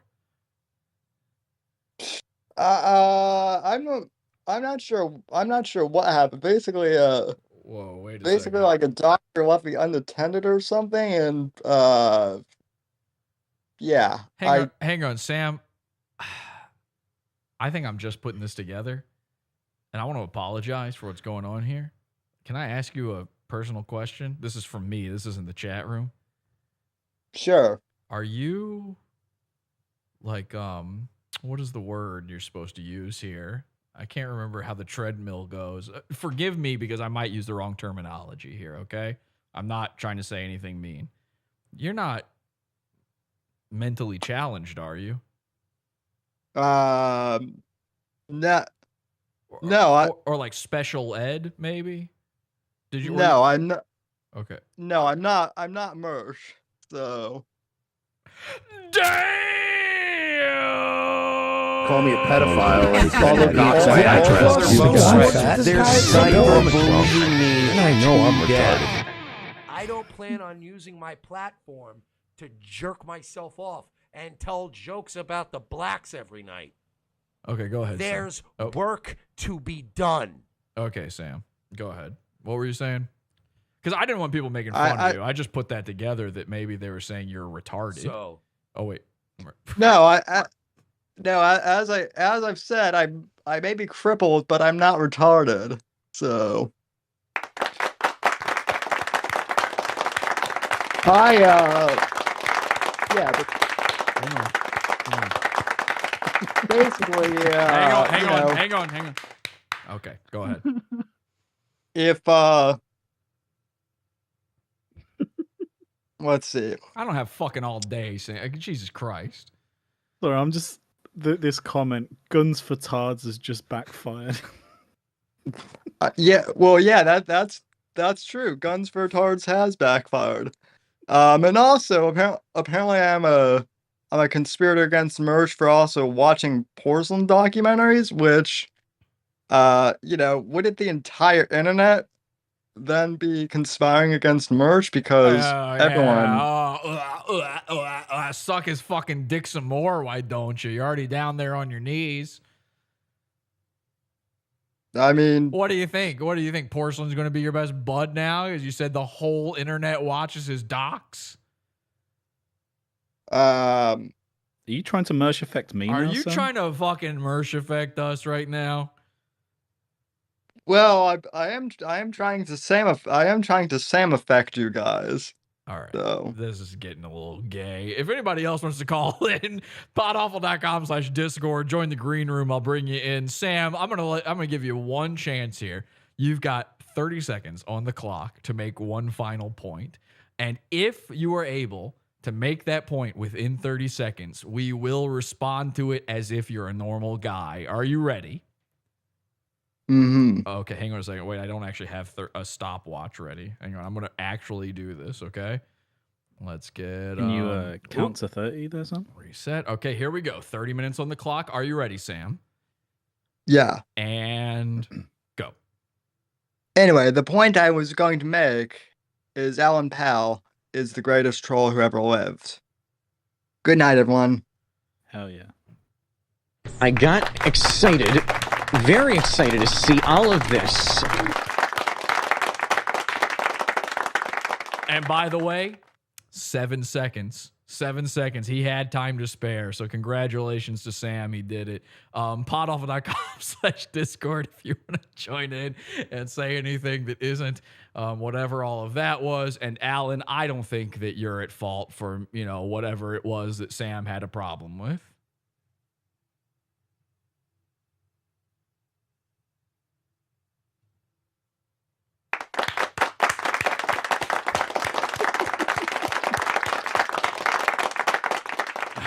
No, I like Sam. He's a great guy. Anyway, let's do this. Alan had a video here. Alan might be gone now, but Alan had a video here. A little bit of this was in the beginning, but I just thought this was a fun little juxtaposition. But you know what? Speaking of, since Sam was just sucking your cock, Porsalin, real quick, people have been begging you to do that Mersh doc for a long, long time. So I just want to thank you so much for allowing me to be the first to premiere the brand new Mersh documentary about all of this. And I understand there's actually a little bit more to come. There's something else. And I understand from our secret private chats that maybe you're working on just something a little bit more. No, I'll probably do it in about 2 documentaries time. Yeah. 2 docs from now. Maybe I might bump it up actually to the one after the next one. Ooh, ladies and gentlemen, exclusive. Maybe.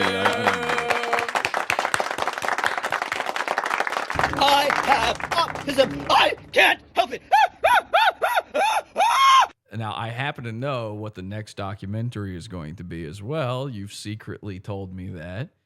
And I have to say that I am also very excited for the next doc, the non-Mersh doc. It's going to be, I hear, quite the doozy, and it's actually going to involve one of the people that was named in this document. I won't say who, but this is, well, that's what you told me. You said it was going to involve one of these guys, and you've been working on it for 6 or 7 months now. And that's the cool thing about Porsalin is he will wait until it is fucking ready to go. So I'm hoping, maybe I could get a little exclusive preview of that and maybe be the first to show that one on the show as well, too. Oh, sure, definitely. Okay, so mum's the word on who that is, but we'll play that one when Porsalin's ready. Now, Alan, you still there? Or did you fall asleep while listening to Sam? I'm here. Okay, cool. So you put out this video. It's Mersh filed a false police report to try to get myself and Jesse PS prosecuted. Let's take a look. This is Mersh roughly 7 months ago. I want to make things perfectly clear here. And I swear this on God and all that is holy. I swear it on everything I hold dear. That in the 18 months that this man has harassed me, has harassed family members of mine, has harassed old colleagues of mine. Old colleagues. Who would that even be? Well, the guy that had you fired from the strip club and then you sued for being racist? I mean, who is the old... Yeah, Royce. Old colleagues of mine. Who, Dutch? You guys know Dutch? Who does he mean, old colleagues? Doug Stanhope? Holy shit. Bobo? Yeah, Bobo. Gomez. Who? Louis J. Gomez. Louis J. Gomez. Yeah, old associate. Has run live background checks on me on his paywall show. Now, this is not true. Hang on. I got to go through these. That is not fucking true. I have not harassed his family. I have not harassed. I don't know who colleagues are. I forgot he was talking about me during all of this. So let me just defend myself a little bit. Live background checks on me on his paywall show. Live background checks on you? Number one, that's not a crime. If I were to do that, that would be very funny. But I've never done that. And you know why? Because I would never pay to do that. If somebody gave me a background check, I might check it out on the show. But that has literally never happened. And this is what I love about Mersh, is he'll just say a thing. And he thinks because it's in the pizza fund that nobody sees it. He's convinced. Look at these fucking bezels on this TV, you goddamn retard. Look at the side. I can't stop staring at him every time. I forget, he's brought the TV back on his show and he doesn't turn it on. It's broken. He's just got a broken TV behind him. But this is an old clip and you see that screen. Look how fucking thick the bezel is at the bottom there. What the hell is that? What is he storing remote controls inside there? So I just got to say, he thinks nobody watches the pizza fund. He thinks nobody's in there. He thinks I'm living with my parents. Mersh has never been in the pizza fund. He doesn't know what's going on in the pizza fund. None of his fucking audience is in the pizza fund providing him info. He's saying this to make it he's hoping that's true so that I feel like that maybe he knows stuff he's not supposed to know. And I'm supposed to sit here and shake in my booties about what he's got. Oh, he's got the docs on me. He can see my paywall content. Well, it's not true. Nobody. I know everybody who's in the pizza fund. I can look all their info up. You don't want to be in there if you're giving this info to Mersh. Trust me. I will send Alan Powell to your house. Most of what Alan Powell does is he drives around from pizza funder to pizza funder and makes sure that they're not sharing content. You do not want a knock on your door from Captain Crunch Teeth. I'm telling you that right now. This dude, I've seen him leave bite marks on people that look like a jigsaw puzzle. It's terrifying. Yep. If I find out you're sharing information, I will murder you. Exactly. Alan, are you in the pizza fund? Yes. Porsalin, are you in the pizza fund? Yeah. Well, there's two right there, Mersh. There's two right there. So he thinks there's nobody in there. If I just say there's only 10 people in there, then who knows? Who knows what's going on in there? Maybe there's live murders going on in the pizza fund. Meanwhile, you want to know what's actually going on in the pizza fund? And Alan and Porsalin can confirm this. I just do a show on how much poop comes out of Mersh's butt. I had a whole show where I asked a doctor the consistency of Mersh's poops. Live background checks. Are you kidding me? The pizza fund is about one thing and one thing only, and it's a man's poops. Where he has given. And can we just take, I know I need to keep playing this, but can we please take a second to look at Mersh's headphones? I do this every time, but this might be the most insane they've looked in any clip. They aren't just hanging off his head. They're like flying away. What is happening? You see that, right?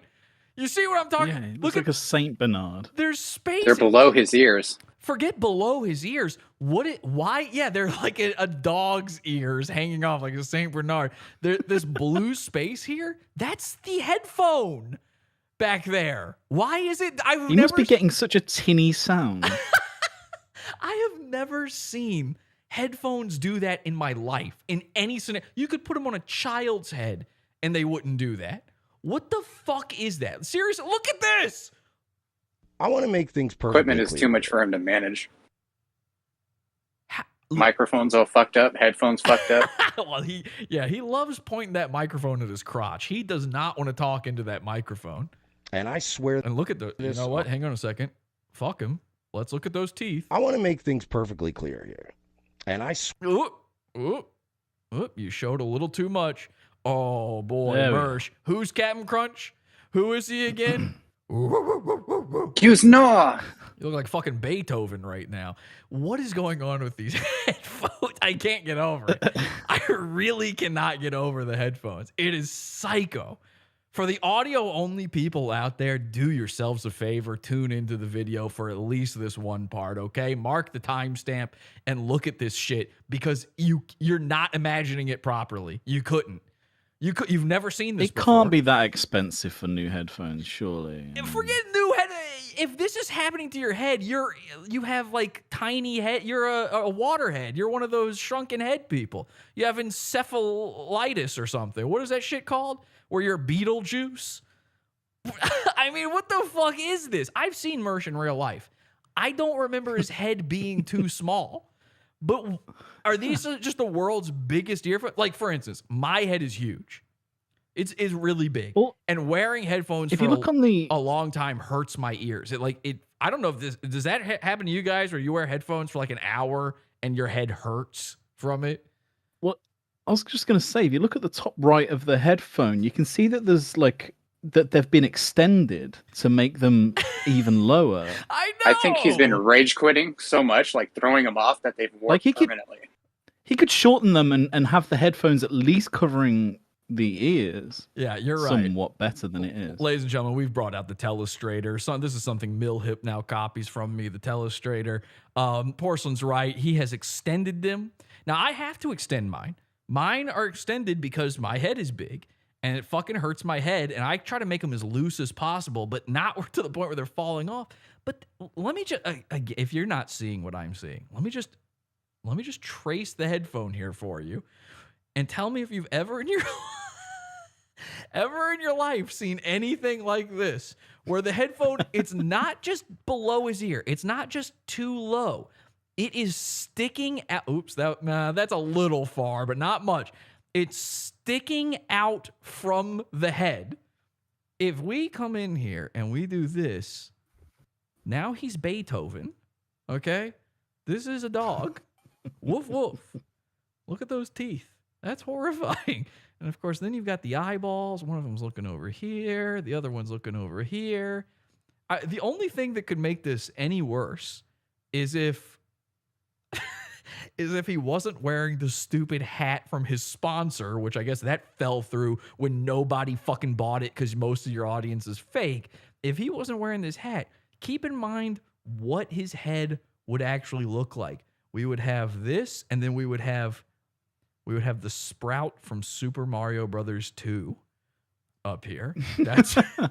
That's all you'd have. It looks like a beach artist character drawing. Yeah, it does. He looks like he looks like a background character from Ren and Stimpy. What is going on? This isn't normal. Two stupid dogs. It's two stupid dogs. and just like two stupid dogs, you got Mersh and Royce, the thin one and the big one, except the thin one is also big and fat and nobody realized it. Sorry, Blues Doll. You made Mr. Bally Song. You made your drawings too thin. You have to go back. I demand that all of Mersh's fans who have drawn fan art of him have to go back and take their skinny Mersh drawings and make them fat. I refuse to allow them to stay skinny. It's not right. It doesn't even look like him. Fucking. Have you seen the detective one of him leaning up against the wall? Oh yeah, of course. He's so long thin. Matrix coat. He's so thin in that one. Fucking 3D Al had to go back. 3D Al made those little dancing Mershes, and you got this one here. Yeah, for some hot, steamy fun. There you go. Try. All right, you ready? And he was smart enough. He was smart enough that he went back and he was like, oh, I made Grifting Queen. And he was like, no, we need an accurate Mersh for this one. He went back to the drawing board. He made Mersh fatter.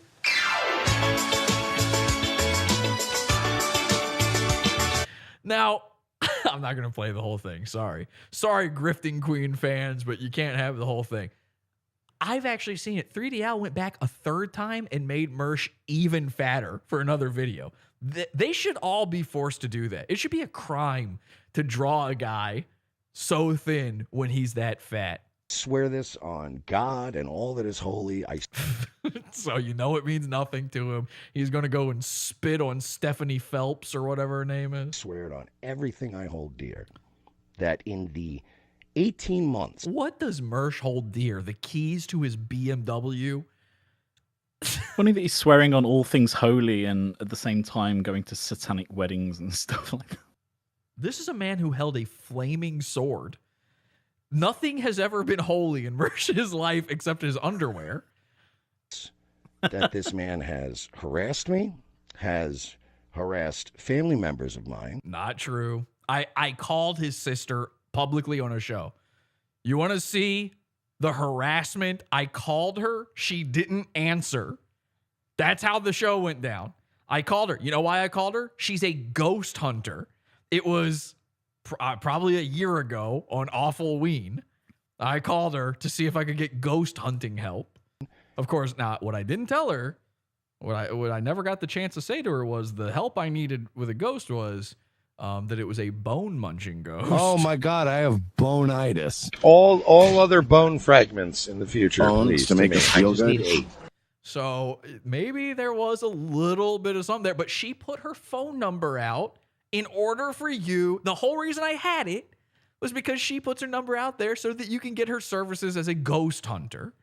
Has harassed old colleagues of mine. Again, not a thing. Is he repeating himself or did I go back too far? Because either one could be true. I think he's repeating. I think he's repeating himself. Has run live background checks on me on his. Oh no! I just went back. Okay, that's how crazy it is with Mersh. Is we weren't sure. That could have just been him saying it twice. Paywall show. Not true. Where he has given out addresses I've lived. Not true. Where he is, at that point, that wasn't true. I did end up doing that, but it was already public information. Implied that, obviously for people to swat me, and I implied for people to. What implication is that? Hey, this guy would love. I thought I was the one that swatted him. This guy would love to see the police at any day, any time of day, right? Don't you guys think Mersh deserves to get to meet a police officer? I don't know if you heard this. Mersh is a big fan of riot shields. It's just what I heard. I don't know. But if you want to do something nice for... And by the way, let's say I was implying that. Let's think who on earth would hear that and then actually do it. I don't think it's anybody from my audience, but I have a feeling that maybe... if I were to say, like, did you know that Mersh loves surprise visits from police? The only person calling up the police then is Zen Rhino. He's the only guy that would fall for that. So that's on you, man. That's not me. That's on you. Also, he doesn't need our help to meet police officers or contact them. I mean, he's doing pretty well on his own. That's true. Hey, you're the one with mug shots, Mersh. Hey, how about you go fund yourself for a new Beamer? Harass me in real life. A guy that drove all the way to Ethan Ralph's house to be a fucking creep. So again, yeah, that's somehow... Sorry. Hey, Mersh, I'm so sorry I drove to Ethan Ralph's house. I know that must have really pained you when I went to Virginia to a different guy's house. Ethan doesn't like you, Mersh. When are you going to wake up and realize you're not in the circle? What else? Except the fifth circle, of course. What else has he done? He has the doxing thing is mostly the most egregious one, but right, and then he doxes himself. The truth is that this guy. By the way, I just saw that Alan has my name in the title as Jesse Rape PS. So thank you for doing that. My friends call me Pod. Has been harassing me for 18 Ooh, wait, hang on. Teeth. Let's go back. I think we know why Alan zoomed in on this part. Yeah. God, look at that. That looks like a fucking graveyard. Holy shit. This is where teeth go to fucking die. That is incredible. Dead tooth. I'm telling you. Looks like he chews on wires. I'm telling you, go into his chat tomorrow. Dead tooth, dead tooth, dead tooth. Get spooky. It's Halloween time, man. Start chanting dead tooth. If they say that if you say in the Nightwave chat dead tooth 3 times, the teeth will appear under your pillow that night, and they'll actually pull out your own teeth. They'll replace your teeth with them. Months. And at any point, even in the doxing ones and all that shit, at any point, I could have flagged his channel. Yeah. He could have, or he could have told the cops about me, or any point. He could have done that. Any point. But he would never. So He'd never it do is something like that. extremely dishonest or stupid to believe that after 18 months of Yes, Mersh, tell us what is extremely dishonest and stupid. I'd love to know. pretty much some of the worst harassment I've ever experienced in my life. An obsessive. By the way, thank you. Did I cross swords with this guy at some point? So let's just be clear here. Again, this is no knock on my esteemed guests here tonight. I love Alan Powell. I love Porsalin. But here's the pecking order, guys. It's me at the top. I think then it's Porsalin according to the letter. Then it's Alan Powell. And then it's all the also rans. Okay? Everybody else Well, I is don't even under know us. why I'm so high.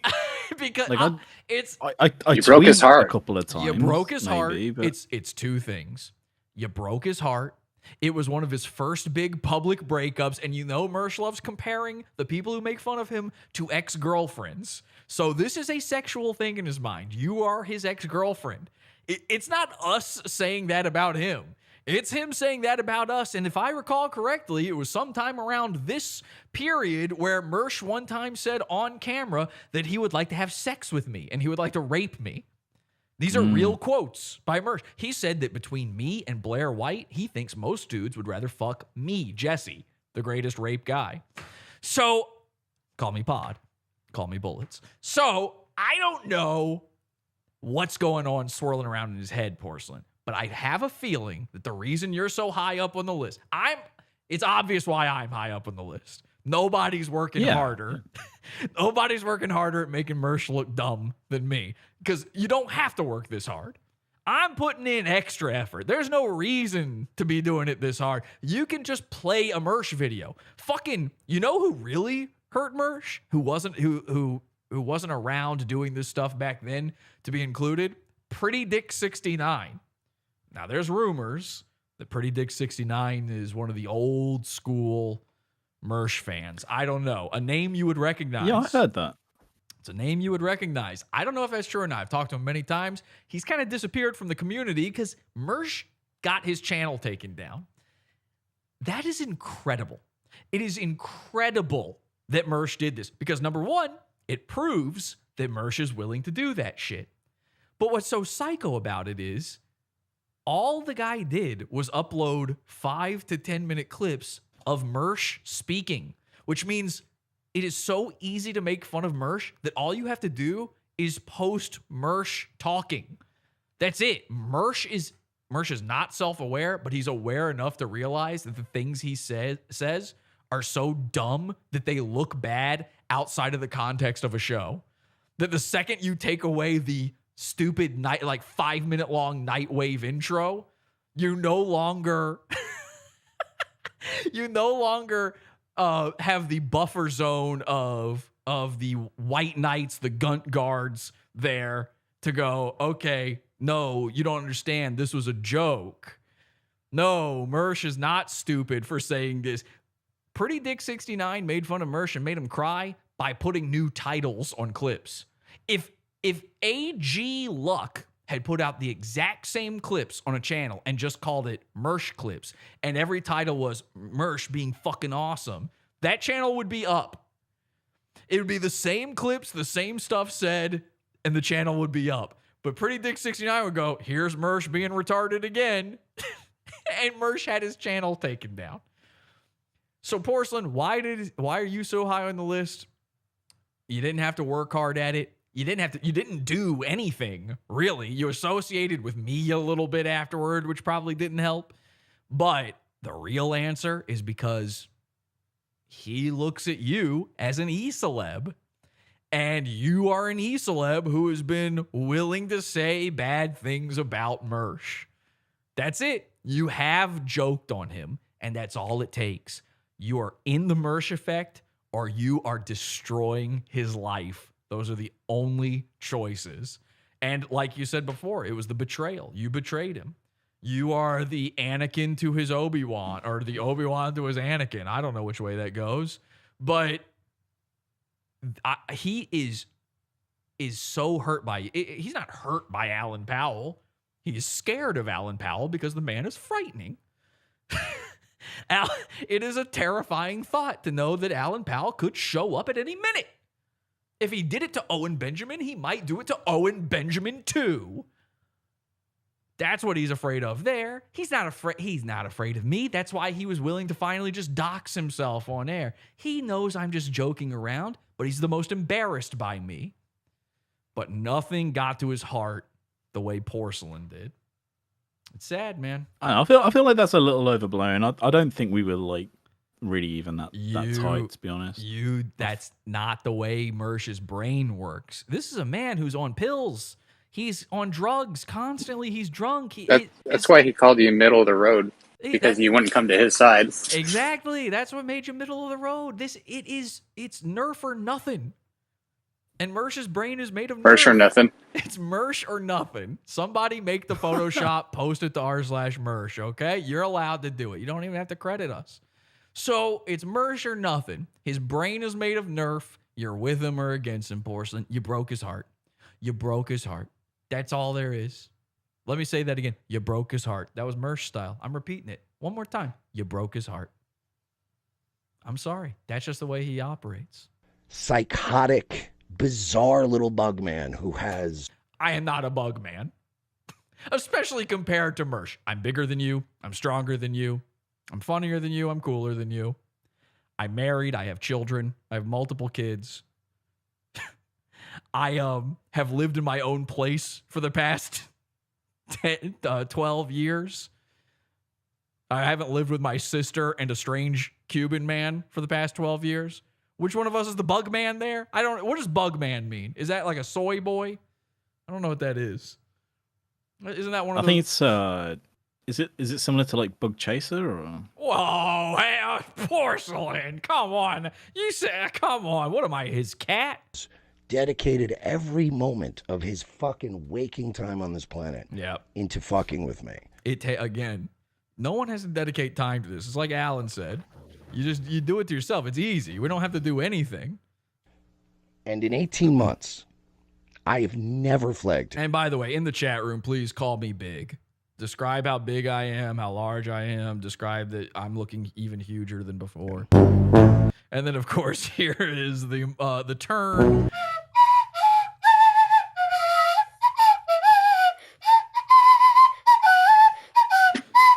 Alan on piccolo.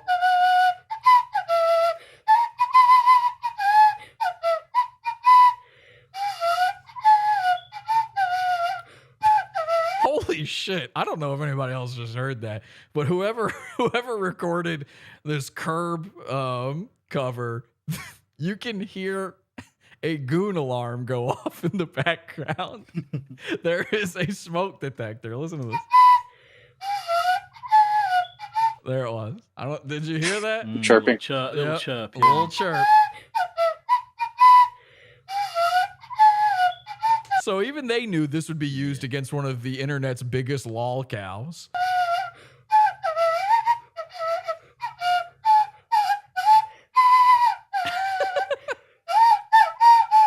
Okay. All right, I think we get that. Is there... Now, for 18 months, my hand... How many months? Does anybody remember how many months Mersh was being destroyed by me? Because I can't remember. What is it, 12? You said November 2019, was it? Well, I haven't heard him... Yeah, that's about it. I can't remember because I haven't heard him say how many months it was. For 18 months. Wait, what was it? My hand to God, I have never... hand to God. Reported Jesse, Podawful, any of his dumb videos, any of the gay hip star stuff, all the Philip Wave and the Ian By the Ellises way, poor fucking hip star. Mill Hip sitting there. He ain't on the list. He ain't in the party. He's not even on the totem pole. He must be so upset. Friday night. Oh my God. He's gonna have such a spurg out about this. He's gonna make a totem pole. He's gonna steal some of my graphics. It's gonna be really sad. But buddy, you aren't on the list. Even Ian Ellis got on the list. Millhip already streamed about this as well, didn't he? I'm pretty sure Did he? You're watching Millhip? I didn't see it. I don't know. I'm not keeping up on Millhip, but hey, that's pretty cool. A little feather in his cap there, Porsalin. He now knows you're watching. Here it is. The FBI is coming for me, and he definitely has the email up on screen at some part. Of course he did. Well, listen, you know what? I shouldn't have done this episode then. People have probably been dying for the take from the guy who had nothing to do with any of this, who was never considered in any of this, never made a fucking dent. No, to be fair to him, completely fair to gay Millhip. In what was it, April of 2020, he was still part of the Mersh effect, so it would be a little bit hard for him to be making fun of Mersh at that time. Hard Ray is in here. So great to be here. And now, oh, what is this? We have a black man. We have a black man in the chat right now. This is the first time for Drunk Sports. Yeah, what's good, nigga? Oh, wow. Look at that. What's good? Congratulations. I just got porn on my show. Yeah, that's good.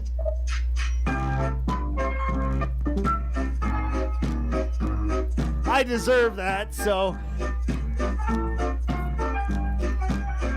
And now, the biggest fail of that is definitely the moment we just saw, but poor guy, he's never going to be in the club. These other guys, for 18 months, not one. Wait, how long, Mersh? One time have I flagged, nor have I encouraged people to flag.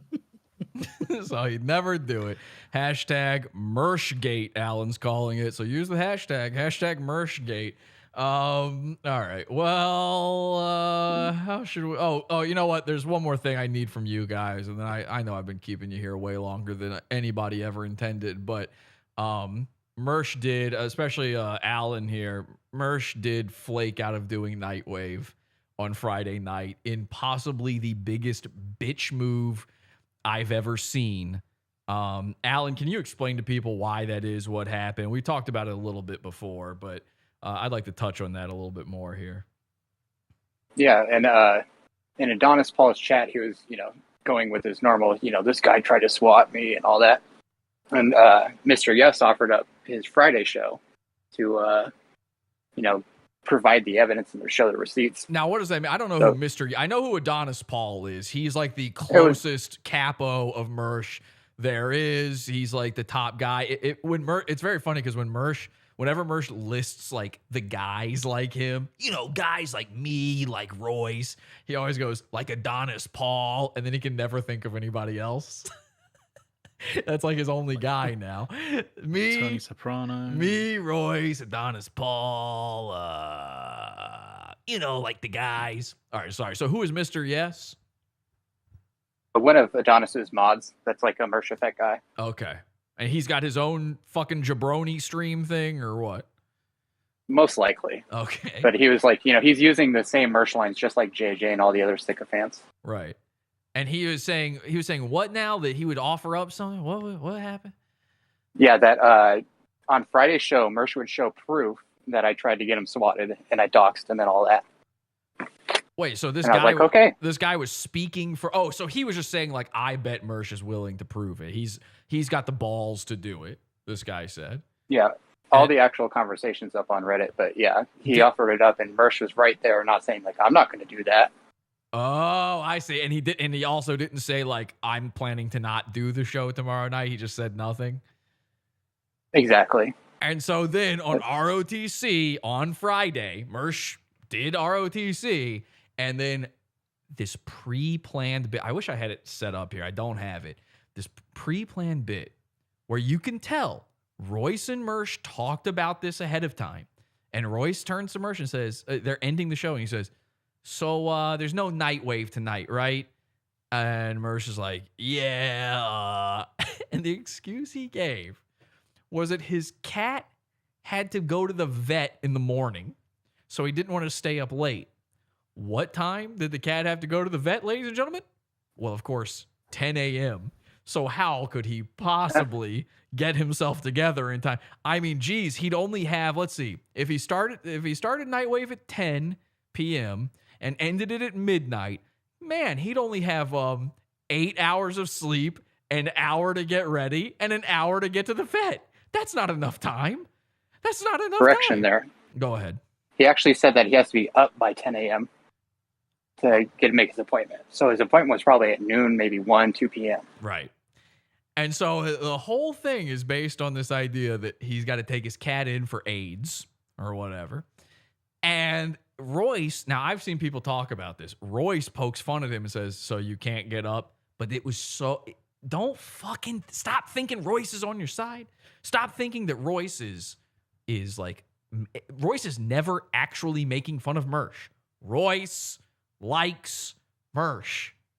This was pre-planned. They talked about it already. He had already behind the scenes said like, okay, well, what am I going to say about this? Because you know what they're going to say in the chat about it. Royce was doing the digging to get at it before you. It's like when Mersh says, I'm bald, I'm fat. You know, he's always doing the... I know I'm fat. I know I'm a drunk.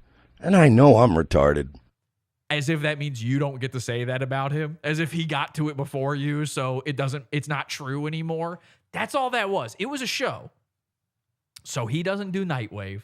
So he can't possibly be asked about the FOIA. He can't possibly talk about it. He can't prove it. He didn't say shit about it when Alan brought it up or Mr. Yes brought it up in the chat. And then what happens? Mersh not only does not get the cat to the vet on time, but it turns out he did not have an appointment. He got there. That's what I'm thinking. No, he tweeted about this. He tweeted and said, I didn't get the cat there in time, and they didn't have an appointment ready for it. And so I'm leaving my cat at the vet all weekend, and then I'll come pick him up on Monday after they've done whatever the procedure is, got it neutered or whatever. So he is leaving his cat there overnight just because he doesn't feel like driving there again on Monday. And that means he's not going to do ROTC on Monday because he's got to, he's probably going to go pick it up right when he has to do ROTC. And oops, I can't do Nightwave either because I was out all day. Oh, this thing happened with my cat. You ever notice that every single time Mersh has to do anything, not only does it happen during the hours of ROTC and Nightwave, but it also, it is something bad happens. It's always the company screwing him over. He has never once been through a single transactional event where the other person made good on the transaction. Ashley Home Furniture didn't deliver his stuff properly. The vet didn't neuter his cat right. The tire. I don't think he actually ever had an appointment. No, he didn't. I don't think he ever had an appointment. He didn't. I've never seen a vet that does those surgeries on the weekend. They don't. The tire place they fucked up his tires or did whatever. Every single time this stuff happens. Now, when you get kicked out of 109 countries, eventually it's you. You know what I'm saying, Mersh? Porsalin, sounded like you were about to say something. I'm sorry. What were you going to say? Oh, no, the moment's gone. Okay, fair enough. So this is how much of a bitch he is. He is running from this. He doesn't want you remembering it. He's hoping by Tuesday this will all blow over. I mean, Mersh, the fucking Baked Alaska thing didn't blow. Like, I wasn't doing a show for 3 months, 2 or 3 months, and I came back and still did the Baked Alaska thing. This is never gonna blow over for you. This is it. It's over for you. And of course, it's proof that it's real. And why is he scared? Because somebody in his chat on Thursday night brought it up, and here was his reaction to that. All night, and I gotta bonk you, man. I don't know what you're doing. You send a letter. By the way, stop speaking like you're fucking from a third world shithole. You send a letter to police about the Jesse. What? Yeah, he left out one word by accident, and now and by the way, Russia is your third world shithole. That's your idea of the third world is Russia. That was the best you could come up with in that moment. This is all coming from the guy who, if he were a bettering man, he would have put money on this dude being a pod awful guy. I'm writing letters. So this is what Mersh does. This is his tactic. Don't focus on the meat of it, by the way. That's my steak. Don't focus on the meat of the situation. Focus on one weird little thing about what the person said that you can say isn't true. So it's not, oh, you didn't write a letter. Well, you did, because an email is a letter. Or do they not get sent to your mailbox? I'm popping on my fucking typewriter. Ding, ding, ding, ding, ding. And here we go. We're going to hear this for the rest of the episode. He found a sound effect. And every time he finds a sound effect, it's going to be over and over and over. And the brilliant thing about this is he's telling another guy that he types funny, but Mersh doesn't know how a typewriter works because it's not ding, ding, ding, ding. It's ding, ding, bing, bing, bing, bing, bing. You can't go until the bing happens, and you got to go to the next line. Mersh doesn't even know what that sound is. He thinks he heard a typewriter one time in a cartoon. He's trying his best here. He's in panic mode. He's in full-on panic mode because this guy's saying he's sending letters to cops. Ding, ding, ding, ding. I'm firing off letters to fucking G. Gordon Liddy. That's not who he means. Why would you send a letter to G. Gordon Liddy? He's fucking up his jokes. To try to get... And by the way, no, you're not. You're not firing off letters to G. Gordon Liddy or even J. Edgar Hoover, who you actually meant. You're firing off letters, dink, dink, dink, dink, dink, to Detective Tiffany Dobbins. Dear dink, dink, dink, dink, Tiffany, bink, bink, bink, bink, the big bad ding. Internet men, dink, dink, dink, dink, were mean to me, dink, dink, dink, ding. He's taken care of. What are you talking about? You know what he's talking about. You're scared of what he's talking about. Do a fucking night wave and talk about it. Oh, you've been doing that thing. You're being weird. You know, weird. You're being weird. I'll follow dudes back if they have a cute guy. You've been doing that gay thing where you keep trying to be cute, but you keep mentioning being cute.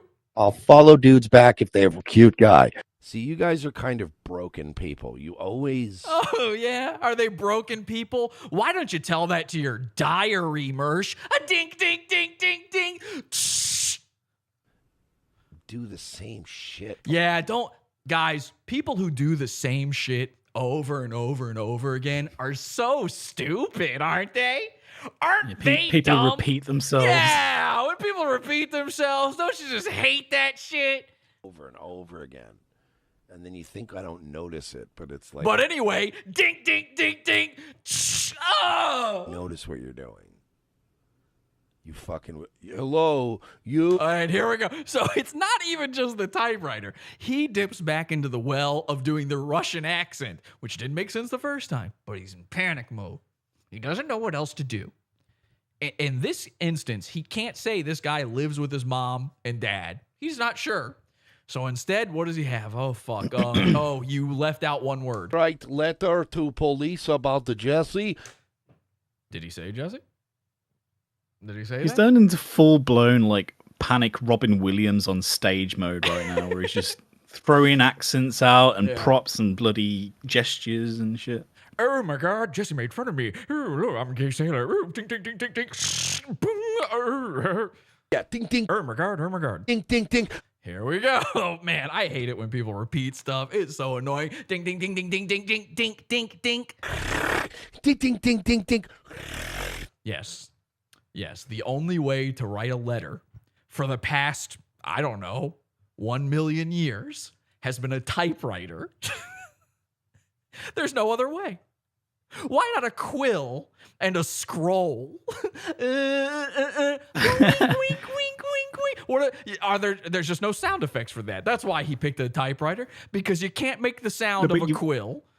You forget though, this is to the Mersh Effect people like Zen Rhino and Arnold Nicotina. This is like jingling your keys in front of a dog or something. Oh my god, you're so right. Fuck. They respond to the sound and they're just like, "Oh, funny, happy sound. Nothing's happening." Fucking Arnold Nicotina is sitting there with dirt on his face. Here's $15, Daddy. Big Dick Daddy. I'm always going to be Big Dick Daddy. Ding, ding, ding, ding, ding. I guarantee you, too, some of those guys, they didn't do those things in their like private life. They find a way to work that in. That's the saddest part. And they're fucking Arnold Nicotina, by the way, is on screen right there. So if you think we're just picking random names out of a hat, there he is. Actor and manslaughterer Alec Baldwin, says Arnold Nicotina in there. So he's not even, you know what?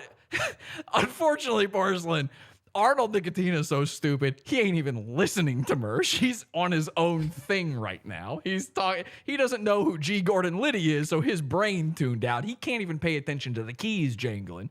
He's looking at Twitter.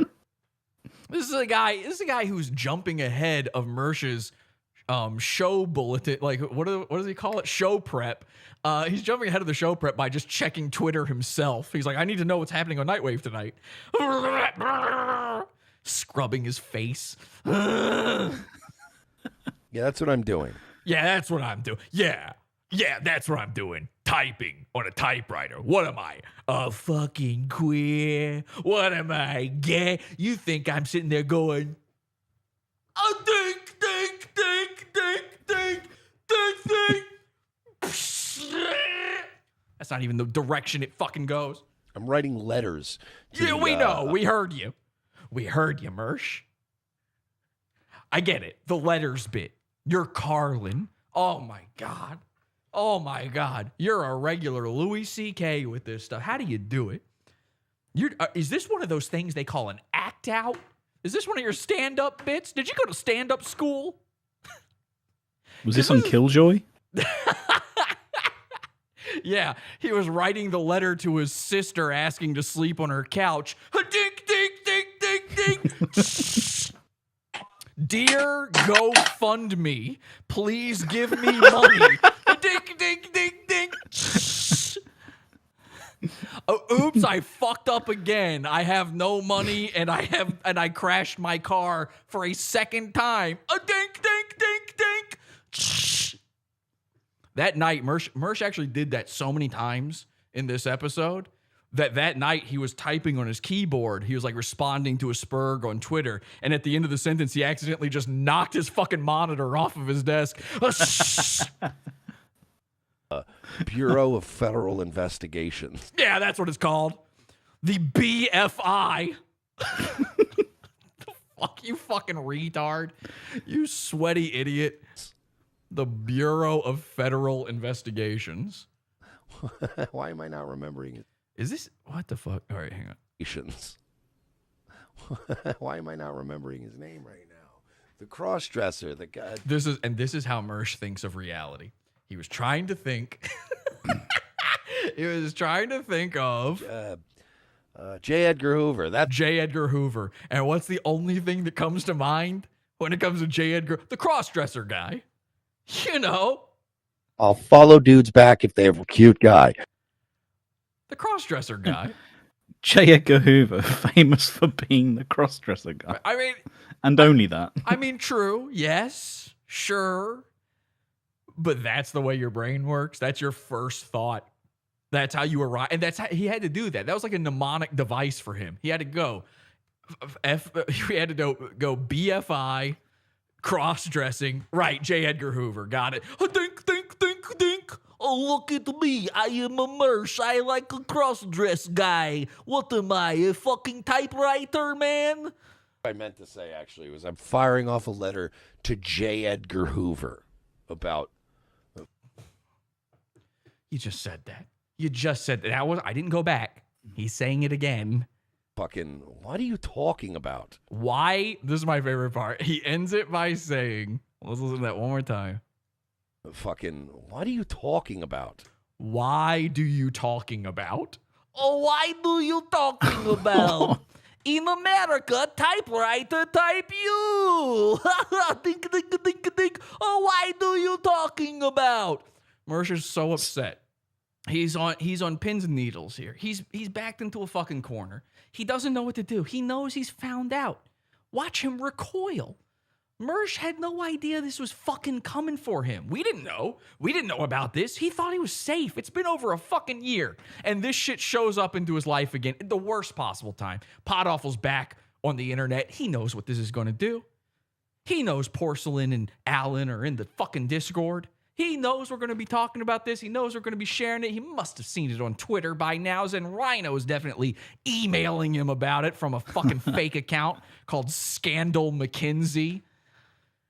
I just like that he spent all that time stalling and repeating himself, hoping some spark would show up in his brain. And nothing. And then all he could end with is, what are you talking about? Or what did he say? Why are you talking about? Oh, Porcelain, he said, fucking, what are you talking about? Why do you talking about?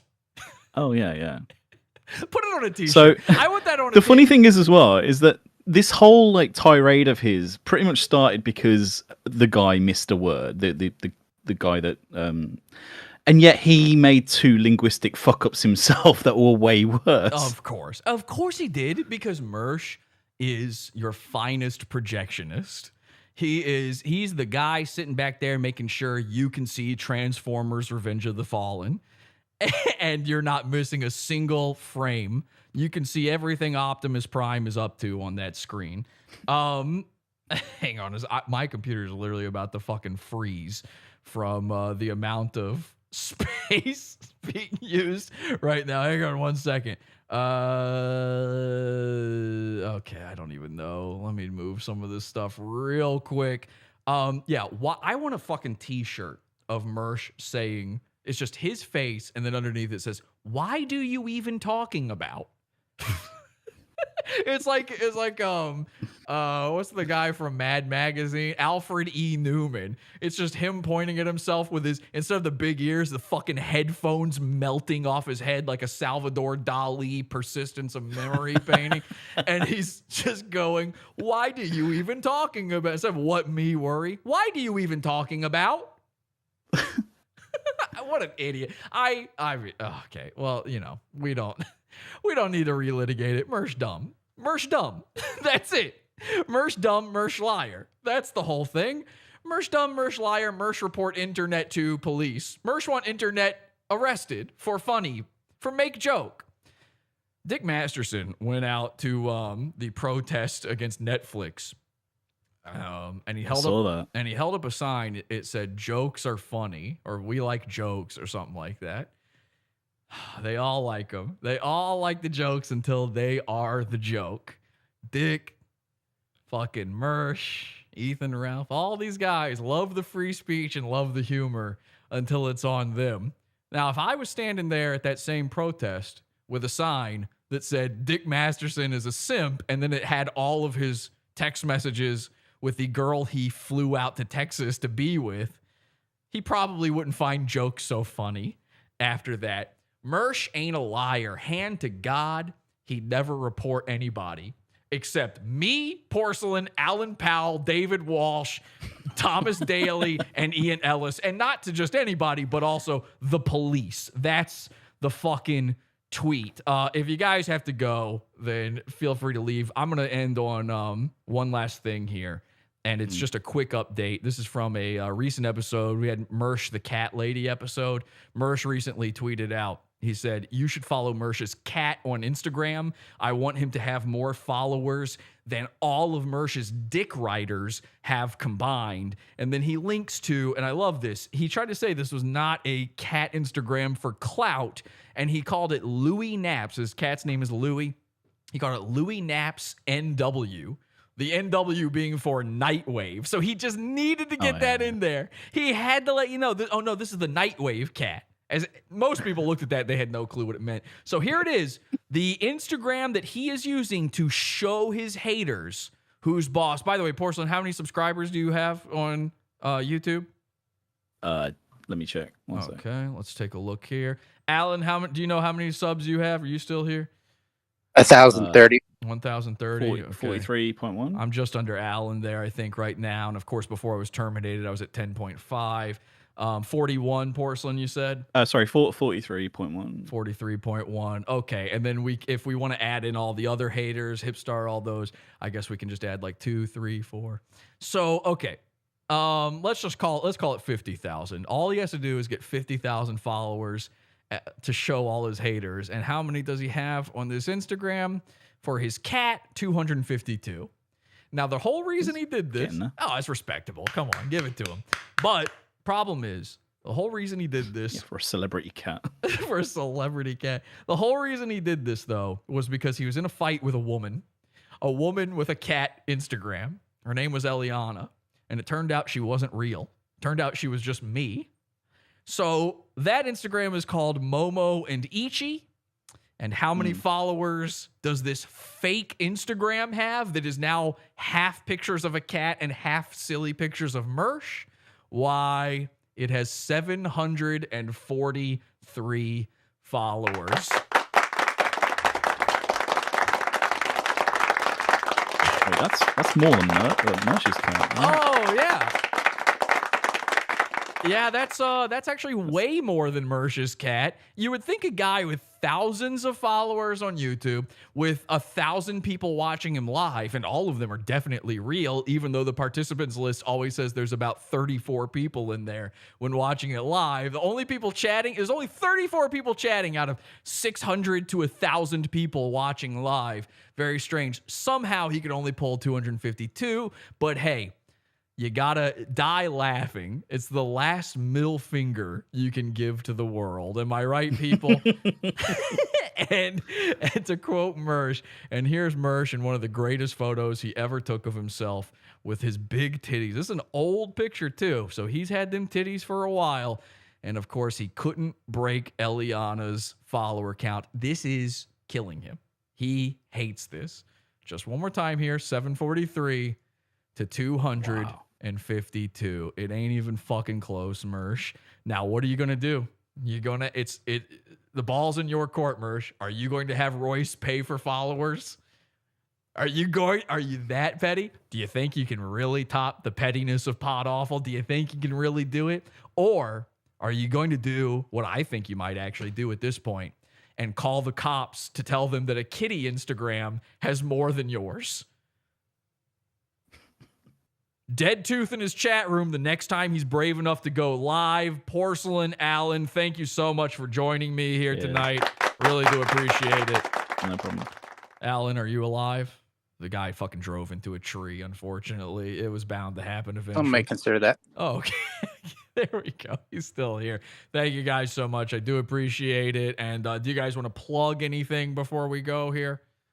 No, not really. Nothing to plug. Alan? Yeah.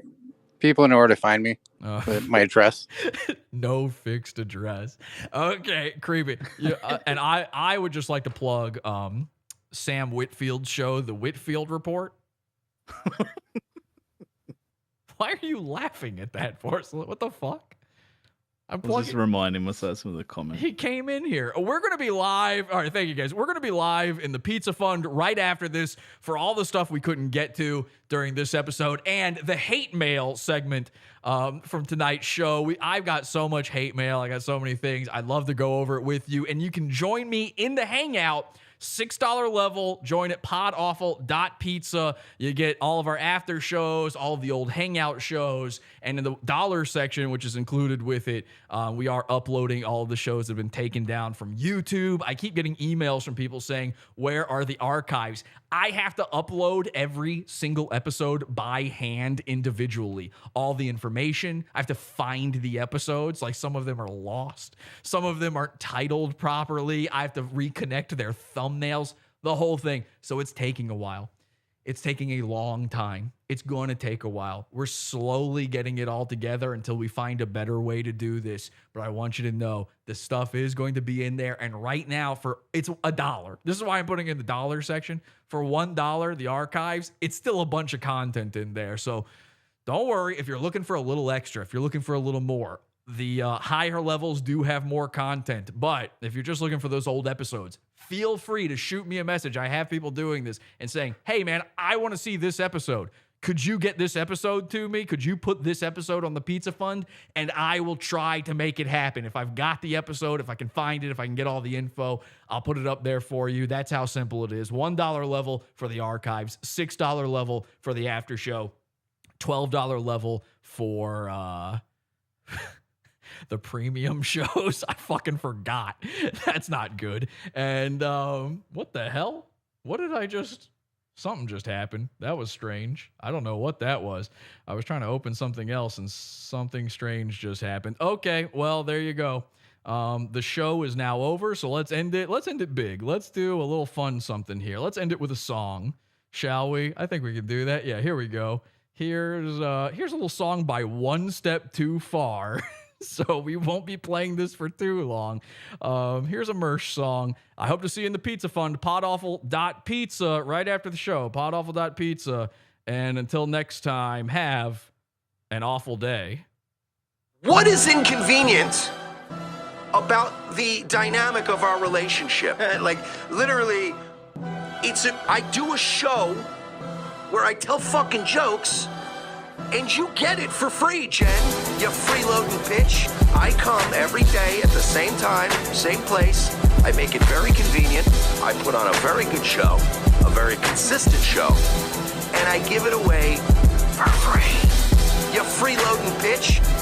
Explain to me what is inconvenient about that. I come every day at the same